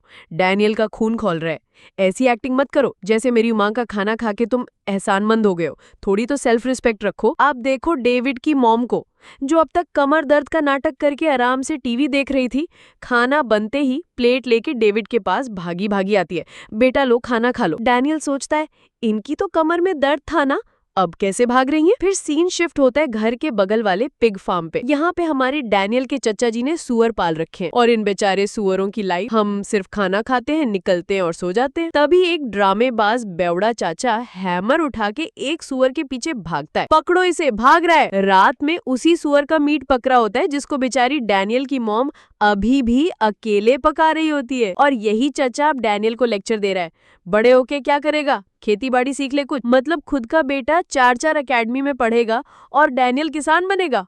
वाह चचा वाह। खैर, डैनियल बेचारा पिगी को सॉरी बोल के मीट का पहला बाइट लेता है। पहले तो बुरा लगता है, पर जैसे ही आराम से खाता है मन में सोचता है ये तो सच में काफी डिलिशियस है। यहाँ ये सब चल रहा होता है और उधर पुफ सीन चेंज। हमारा मोटा डैनियल तो मीट खा के सो गया है और अब जाग चुका है हमारा हैंडसम वाला डैनियल।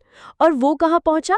सीधा जे के घर, वो भी चिकन लेकर। हे, मुझे लगा नहीं था तुम थैंक्सगिविंग पे घर पे ही होगे। एनू का ध्यान रखने के लिए शुक्रिया। चलो अब हमारी प्राइवेट पार्टी करते हैं। ऐश है भाई, हैंडसम होने के फायदे। अगली सुबह वापस चचा के घर, गाँव वाला फील है, चिड़ियों की आवाज और कोको बेचारा जो शायद पिछले 11 साल से बंधा हुआ है, भौंक रहा है। डैनियल सोचता है यार इसको तो कम से कम थैंक्सगिविंग पे तो आजाद कर दो, मेरी एनू रानियों की तरह रहती है और इसको देखो कितनी आजादी की कमी है। दिल दुखता है यार। फिर वो अंदर जाके पुरानी फोटोज देखता है, अपने दादा, पापा और चचा। फिर तीनों कजिन्स जाते हैं अपनी दादी के पास। दादी इतनी बुढ़ी हो चुकी हैं कि उन्हें ये भी नहीं पता कि ये उनके पोते हैं या बेटे। अरे मेरे बच्चों कितने पतले हो गए हो तुम लोग, चचा पीछे से बोलते हैं। माँ ये आपके ग्रैंडसन है। पर दादी अपनी धुन में, ये लो थोड़े से ये खा लो, वो कहती है। डैनियल एक बादाम उठा के खाता है, काफी अच्छा है। तभी डेविड और डेलिन चिल्लाते हैं, तुझे नहीं पता तूने क्या खाया? Suspense music. पता चलता है कि दादी बादाम चबा नहीं पाती हैं, तो वो चूस कर वापस डिब्बे में रख देती हैं।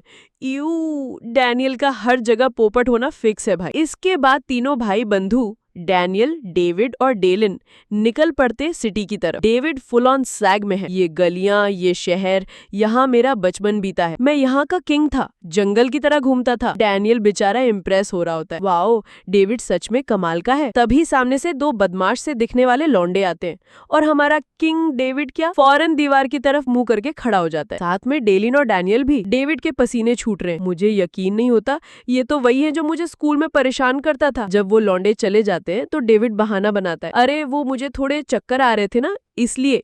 हाँ हाँ, सब समझ रहे हैं हम। तभी उनकी नजर पड़ती है एक सुपर सुंदर लड़की पे जो एक स्टोर के सामने खड़ी है। और वो लड़की कौन? डेविड का पहला प्यार, यूना, जिसको वो 6 साल तक खिड़की से देखता रहा पर हिम्मत नहीं हुई बात करने की। डेलिन उसे चैलेंज करता है, तुमने कहा था ना तुम किसी भी लड़की का नंबर ले सकते हो, जाओ इसका नंबर लेके आओ। अब डेविड की इज्जत का सवाल है। हाँ बिल्कुल, मैं इसका नंबर ले सकता हूँ, ये बहुत ही आसान है। मन में चल रहा है अब क्या करूँ। काम डाउन डेविड, तू अब पुराना वाला डेविड नहीं है। याद है उसने रुपए 3600 का लड़की कैसे पटाए वाला ऑनलाइन कोर्स खरीदा था? बुक्स, डीवीडीज, लेक्चर्स, सब वही निंजा टेक्निक अब काम आएगी। अपने रुपए 3600 के कोर्स से मिली सारी नॉलेज को इकट्ठा करके और अपने टीचर को याद करके जिसने उसे रियल लाइफ लेसन्स दिए थे, डेविड आगे बढ़ता है। पूरा पसीने में भीगा हुआ, बड़ी ही बुरी हालत में वो लड़की के सामने जाके कहता है एक्सक्यूज मी, और बूम, चैप्टर यहीं पे खत्म। अब डेविड भाई उस लड़की के पास जाते हैं और कहते हैं एक्सक्यूज मी, बेचारी के अंदर से फट के 4 हो रखी है, मन में बस एक ही दुआ, मास्टर प्लीज हेल्प मी, जैसा आपने सिखाया था वैसा ही करूंगा। FYI, ये मास्टर एक ऐसा बंदा है जो पैसे लेकर लड़कियां पटाना सिखाता है और उसने डेविड को एक सुपर सीक्रेट टेक्निक सिखाई थी, स्टोर के किसी प्रोडक्ट का इस्तेमाल करके नंबर मांगना। सो डेविड वही मास्टर वाली ट्रिक यूज करता है, एक ड्रेस उठाता है और लड़की से पूछता है एक्सक्यूज मी, क्या ये ड्रेस मेरे लिए सही रहेगी? इसकी क्वालिटी और फिटिंग काफी अच्छी लग रही है। अब बेचारी लड़की बाहर से तो स्माइल कर रही है पर मनी मन सोच रही है ये कोई पागल है क्या, यहाँ सिर्फ लेडीज के कपड़े मिलते हैं। मतलब डेविड भाई ने इतना भी चेक नहीं किया कि ड्रेस लड़के की है या लड़की की। अपनी गलती कवर अप करने के लिए डेविड अचानक से नवाब बन जाता है, जेब से ढेर सारे नोट निकाल कर कहता है एक्चुअली मैं यहाँ लड़कियों के ही कपड़े खरीदने आया था, मुझे कुछ मेरे बजट में दिखाओ। ये भी उसके मास्टर की दूसरी ट्रिक थी, जब भी डाउट हो पैसे दिख। लड़की के चेहरे पे तो कोई एक्सप्रेशन नहीं आता पर डेविड अपने मन में जश्न मना रहा है, यस मेरा VIP कोर्स काम कर गया, मास्टर आप महान हो, एक स्टेप आगे बढ़ गया मैं। उसको लगता है कि लड़की उसकी स्माइल देख के इम्प्रेस हो गई है, जबकि वो बेचारी तो बस इसलिए गुस्सा नहीं हो रही क्योंकि उसे अपनी ड्रेस बेचनी है।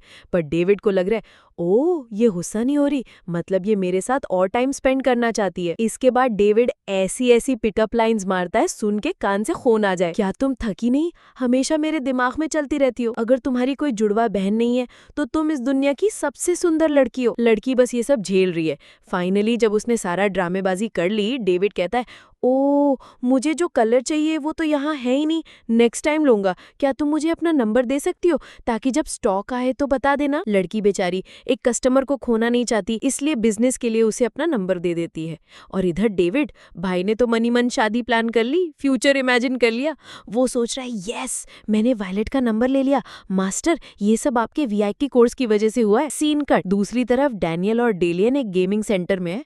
डेलियन एक फाइटिंग गेम में एक बंदे को लगातार 5-6 बार हरा चुका है। डैनियल थोड़ा टेंस्ड है कि डेविड को अकेला छोड़ दिया, पर डेलियन फुल एटीट्यूड में कहता है अरे उनका सीन सेट हो रहा है, थोड़ा प्राइवेट स्पेस देना चाहिए। तभी जिस बंदे को डेलियन हरा रहा होता है चिल्लाता है साले चीटर। डेलियन को गुस्सा आ जाता है, क्या बोला बे तूने। डैनियल बेचारा उसको रोकने की कोशिश करता है पर डेलियन कहता है ऐसे लोगों को सबक सिखाना जरूरी है। ये देखकर डैनियल को लगता है वाओ डेलियन कितना हिम्मत वाला है। डैनियल थोड़ी शॉपिंग करने बाहर चला जाता है और इधर डेलियन उस बंदे को गेम में 20 बार हरा देता है। पर जैसे ही डेलियन पलटता है उसकी सारी हेकड़ी निकल जाती है। वो बंदा अपने साथ पूरी गैंग लेके आ गया था। ये लोग डेलियन के पर्स से सारे पैसे निकाल लेते हैं, उसके कपड़ों का मजाक उड़ाते हैं और उसकी धुलाई शुरू कर देते हैं। जो अभी शेर बन रहा था वो बुरी तरह से मार खा रहा होता है। तभी उन गुंडों की नजर डैनियल पे पड़ती है जो डेलियन को ढूंढ रहा था। डेलियन ये देखकर भागकर डैनियल के पास जाता है। डैनियल पूछता है डेलियन कहाँ थे तुम। डेलियन धीरे से कहता है वो लोग तुम्हें भी बुला रहे हैं। और बस इस एपिसोड के एंड में हमारा डेलियन अपने साथ साथ डैनियल के भी ल लगवा देता है। आगे की कहानी सुनो। डैनियल और डिलन दोनों एक साथ साइड में खड़े हैं और वो गुंडे उन्हें घूर रहे हैं। उनका लीडर कहता है क्यों बे तुम दोनों जुड़वा हो या क्या सीन है, और उसका चमचा चिल्लाता है मारो सालों को। हमारा डैनियल बेचारा मन में सोच रहा है यार मैं यहाँ कर क्या रहा हूँ और ये डिलन इतना शांत क्यों है, ऐसा लग रहा है जैसे फट के हाथ में आ गई है। ऑनेस्टली कोई भी ऐसी सिचुएशन में डरेगा right, but the funny thing is Daniel को बिल्कुल डर नहीं लग रहा, जीरो फियर।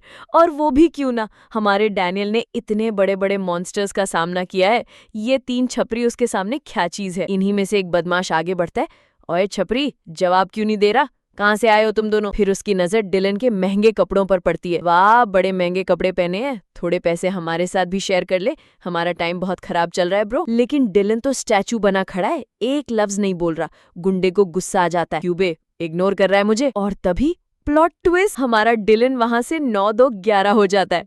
गुंडे हंसते हुए डैनियल को बोलते हैं, देख मिल गई तेरे भाई की वफादारी, अकेला छोड़ के भाग गया तुझे। लेकिन Daniel, sweet boy that he is, मन में सोचता है कोई बात नहीं डिलन, मैं समझ सकता हूँ, तुम यहाँ से चले जाओ। वो लोग डिलन को रोकते भी नहीं है। अब टारगेट बचा सिर्फ एक, डैनियल। वो उससे उसका वॉलेट छीन लेते हैं।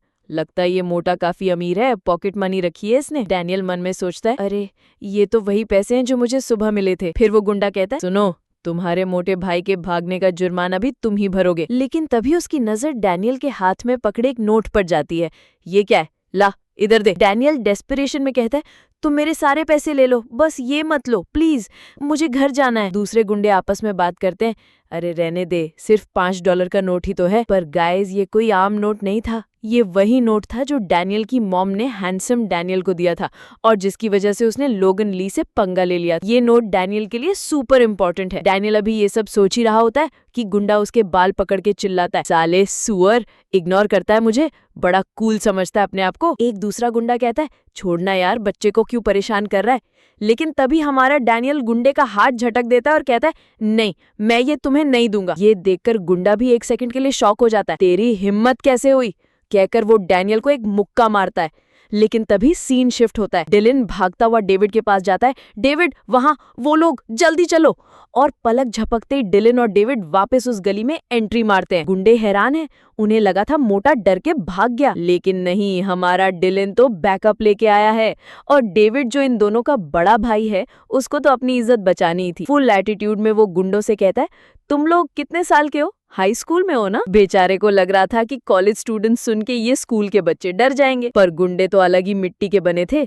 अरे यहाँ तो अब 3 मोटे हो गए, एक ने कमेंट किया। डेविड उन्हें डराने की कोशिश करता रहता है, लेकिन एक गुंडा सीधा उससे पूछता है, तू कितने साल का है बे, क्या उखाड़ लेगा हमारा। डेविड अब फुल ऑन हीरो मोड में आता है, डैनियल और डिलन तुम दोनों बाहर मेरा वेट करो, लगता है ये लोग प्यार से नहीं मानेंगे। डैनियल कहता है नहीं, लेकिन डिलन उसे खींचते हुए ले जाता है। जैसे ही वो दोनों जाते हैं, गुंडा डेविड से कहता है, तो अब करेगा 1-on-1 फाइट। डेविड डरते डरते पीछे मुड़कर चेक करता है कि वो दोनों चले गए या नहीं, फिर लंबी लंबी फेंकता है, तुम्हें नहीं पता असली बदमाशी किसे कहते हैं, अगर मैं अपनी पे आ गया ना तो बहुत पछताओगे। थोड़ी देर बाद डैनियल और डिलन गली के बाहर वेट कर रहे होते हैं।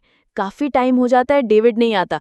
डैनियल टेंशन में आ जाता है, कहीं उसके साथ कुछ बुरा तो नहीं हुआ। तभी वो देखते हैं कि वही 3 गुंडे गली से बाहर आ रहे, हंसते हंसते बात कर रहे हैं। यार वो तो मोटा खुद ही पैसे देने वाला था, बड़ा अमीर है, चलो जो पैसे मिले उससे गेम खेलते हैं। और उनके हाथ में डेविड का वॉलेट होता है। डैनियल और डिलन भागकर डेविड के पास जाते और वहां का नजारा, ओ माय गॉड, डेविड दीवार के सहारे ऐसे स्टाइल में खड़ा है जैसे अभी अभी अकेले 100 लोगों को धोकर आया हो, फुल स्वैग। डेविड, डैनियल कहता है, मैं ठीक हूँ, उन लोगों को अच्छा सबक सिखाया। लेकिन डैनियल मन में सोचता है, पर तुम्हारे गाल पे तो थप्पड़ का निशान है। डेविड झूठ बोलता है, अरे वो मेरे किसी जूनियर को जानते थे इसलिए मैंने उन्हें जाने दिया। डिलन अचानक से बोलता है, डेविड तुम कमाल के हो, थैंक यू सो मच, मुझे पता था तुम ये कर सकते हो। ये देखकर डैनियल समझ जाता है, डिलन को पता है कि डेविड की पिटाई हुई है, लेकिन वो उसकी इज्जत रखने के लिए झूठ बोल रहा है। तो डैनियल भी झूठी स्माइल के साथ कहता है, आप बहुत कूल हो David, thank you. David full चौड़ में, अरे ये तो कुछ भी नहीं था, ये पूरा इलाका मेरा ही है। और इस मोमेंट में डैनियल को रियलाइज होता है कि ये दोनों भाई भी बिल्कुल उसकी तरह है, पर ये दुनिया के सामने अपने आप को कभी छोटा नहीं दिखाते। ये दोनों सच में कमाल के हैं, वो सोचता है। अब आती है स्टोरी की सबसे हिलेरियस पार्ट। डेविड डिसाइड करता है कि वो उस शॉप वाली लड़की को प्रपोज करेगा। डैनियल और डिलन हैरान, सच में? डेविड कहता है, हाँ, और सुनो, अगर मैं तुम दोनों को बचाने न जाता तो अब तक तुम उसे भाभी बोल रहे होते। अब मैं तुम्हें प्लान बताता हूँ, प्लान सुनोगे ना, हंसी से पेट फूल जाएगा। डेविड कहता है, मैं शॉप में जाऊंगा और उसे सरप्राइज दूंगा, मैं अपनी कमाल की बातों से उसका दिल पिघला दूंगा। और उसकी कमाल की बात क्या है, तुम्हारा ब्लड ग्रुप क्या है? लड़की बोलेगी, मेरा ब्लड ग्रुप ओ है। फिर डेविड बोलेगा, ओ कमाल है, लेकिन तुम्हारा ब्लड ग्रुप तो A+ लगता है, एंजल। क्रिंज। इसके बाद वो उसे डेट के लिए पूछेगा, और जैसे ही मैं प्रपोज करूंगा तुम दोनों पीछे से सेलिब्रेट करना, और एंड में हम एक फ्रेंच किस करेंगे। ये सब डेविड का मास्टर प्लान था। और वो कहता है, ये मैंने जो कोर्स सीखा है उसका लेक्चर नंबर 5 है। चलो प्लान एग्जीक्यूशन टाइम। जैसे ही डेविड शॉप में घुसता है, लड़की कहती है, वेलकम। पर जैसे वो डेविड को देखती है, उसका मुंह उतर जाता है। डेविड कहता है, मैं उस ड्रेस के पैसे देने आया हूँ, मुझे एक जरूरी बिजनेस ट्रिप पे जाना है। लड़की मन में, ठीक है फटाफट ड्रेस खरीद और निकल यहाँ से। मोटे वो ड्रेस निकाल ही रही होती है कि डेविड उसके सामने फूलों का बुके करके कहता है, माय फियांसे, क्या तुमने अभी कुछ कहा? बूम, प्रपोजल दे ही दिया। डैनियल और डिलन बाहर से सोच रहे थे, वाओ डेविड ने सीधा काम की बात की, चलो सेलिब्रेशन का टाइम है। लेकिन तभी पीछे से एक बंदा आता है, डेविड के बाल पकड़ता है और कहता है, हे बेब, ये सुअर कौन है? ओ नो, डेविड अब इशारों में डैनियल और डिलन से हेल्प मांग रहा है। डैनियल सोच रहा है कि क्या डेविड हमें बुला रहा है, अब हमें क्या करना चाहिए। इससे पहले कि वो कुछ समझ पाते, उस गुंडे का एक साथी बाहर आता है, डैनियल और डिलन को रोक लेता है। तुम दोनों कौन हो बे? And cut. चैप्टर यहीं पे खत्म हो जाता है। What a cliff hanger, right? And अंदर जिस गुंडे ने डेविड के बाल पकड़े हुए थे, वो उस लड़की से कहता है, क्या इस मोटे के लिए तुम मुझे धोखा दे रही हो? पर लड़की तो उल्टी उसी पे भड़क जाती है, मजाक कर रहे हो, मैं और ये लूजर, ये तो बस मुझे परेशान करता रहता है। बेचारा डेविड उस गुंडे की शक्ल भी नहीं देख पा रहा, पर आवाज से ही उसकी फट जाती है। वो मन में सोचता है, ओ नो, ये आवाज, ये तो स्कूल के उस डॉन की है। गुंडा डेविड का चेहरा घुमा के कहता है, अगर कपड़े खरीदने आया है तो खरीद, मेरी गर्लफ्रेंड को परेशान मत कर। डेविड घबराते हुए कहता है, सॉरी, कितने पैसे हुए? लड़की बताती है, $200, कार्ड या कैश? डेविड जल्दी में कहता है, कैश, डिस्काउंट मिलेगा क्या? वो बस पैसे देकर यहाँ से निकलना चाहता था, लेकिन तभी उसे याद आता है, ओ क्रैप, उसका वॉलेट तो है ही नहीं, वो तो पहले वाले गुंडों ने मार मार के छीन लिया था। गुंडा फिर से चिल्लाता है, क्या कर रहा है, पैसे निकाल, तेरे पास पैसे नहीं है ना? डेविड की आंखों के सामने अंधेरा छा जाता है, अब तो मैं गया। बट तभी किसी हीरो की तरह डैनियल का दूसरा बॉडी भागता हुआ अंदर आता है और कहता है, डेविड, तुमने अपना वॉलेट गिरा दिया था। क्या एक्टिंग, क्या टाइमिंग। डैनियल मन में सोचता है, इसको सब पता है इस सिचुएशन कैसे संभालनी है। डेविड भी झट से बोलता है, ओ हाँ, मेरा पर्स, थैंक यू। फिर वो लोग उस गुंडे को बताते हैं कि उनके पैसे तो चोरी हो गए थे और ये दोस्त उनका वॉलेट वापस लाकर दे रहे। गुंडे का दिल थोड़ा पिघलता है। जाते जाते वो कहता है, पहले बताना चाहिए था, और उसेन बोल्ट पर एक अजीब सा लेक्चर देकर चला जाता है। Seriously dude, Usain bolt. अब तीनों लूजर्स, डैनियल, डेविड और डेली, बस में चुपचाप घर जा रहे हैं। आज तीनों को एक दूसरे की असलियत पता चल गई है कि वो सब एक जैसे हैं, और इसी अंडरस्टैंडिंग में तीनों के चेहरे पर हल्की सी स्माइल है। घर पहुंचते ही सीन चेंज। डैनियल देखता है कि उसके अंकल्स उसकी बेचारी माँ को ताने दे रहे हैं। तुमने डैनियल के फ्यूचर के बारे में सोचा? बिना बाप के उसका खर्चा कैसे उठाओगी? कॉलेज की फीस पता है कितनी होती है? हमने डेविड को सुअर बेच कर पाला है। उसकी चाची भी कहती है, क्या डैनियल अपने बाप के बिना ठीक से बड़ा हो पाएगा? और डैनियल की माँ बस लाचार होकर सब सुन रही है। तभी तीनों भाई कमरे में एंटर करते हैं। डेविड आते ही कहता है, भूख लगी है, और डेली अपने पापा से रैप स्कूल में एडमिशन मांगने लगता है। दोनों भाई अपने पापा से कुछ न कुछ डिमांड कर रहे हैं, और वहीं हमारा डैनियल, उसके तो पापा ही नहीं है, वो बस अपनी माँ को परेशान देखकर सोचता है, माँ इतनी शांत क्यों है? तबीयत तो ठीक है? उसकी माँ के दिमाग में अभी भी अंकल्स के ताने घूम रहे थे। पर हमारा डैनियल है ही हीरो। वो अपनी दादी के लिए एक बादाम का पैकेट लाया था। वो दादी को पैकेट देते हुए कहता है, ग्रैंडमा, ये आपको पसंद है ना? दादी कहती है, बेटा, तुम मेरे लिए ये लाया? डैनियल आराम से कहता है, ग्रैंडमा, मैं आपका बेटा नहीं, ग्रैंडसन हूँ। और तभी दादी मारती है मास्टर स्ट्रोक। वो अपने बेटों यानी डैनियल के अंकल्स के सामने कहती हैं, लोग कहते हैं बच्चों को पालने का फायदा नहीं, मेरे 3 बेटे हैं, लेकिन तुम्हारी परवरिश सबसे अच्छी हुई है बेटा। बूम, अंकल्स की तो बोलती बंद हो जाती है, शर्म से पानी पानी हो जाते हैं।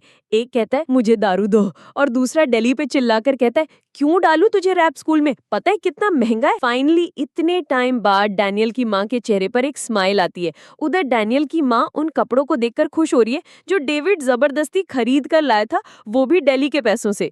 वो फुल शो ऑफ करते हुए कहती है, मेरा बेटा कितना बड़ा हो गया, कॉलेज जाने लगा है। यानी इनडायरेक्ट ताना फॉर डैनियल की माँ। फिर डैनियल की माँ से कहती है, तुम भी एक पीस ले लो, तुम्हारे कपड़े आगे से फट रहे हैं। डैनियल की माँ धीरे से कहती है, नहीं, मुझे ये कपड़े अच्छे लगते हैं। क्यों? क्योंकि ये मुझे डैनियल लाया था अपने पैसों से। ये सुनकर डैनियल हैरान हो जाता है।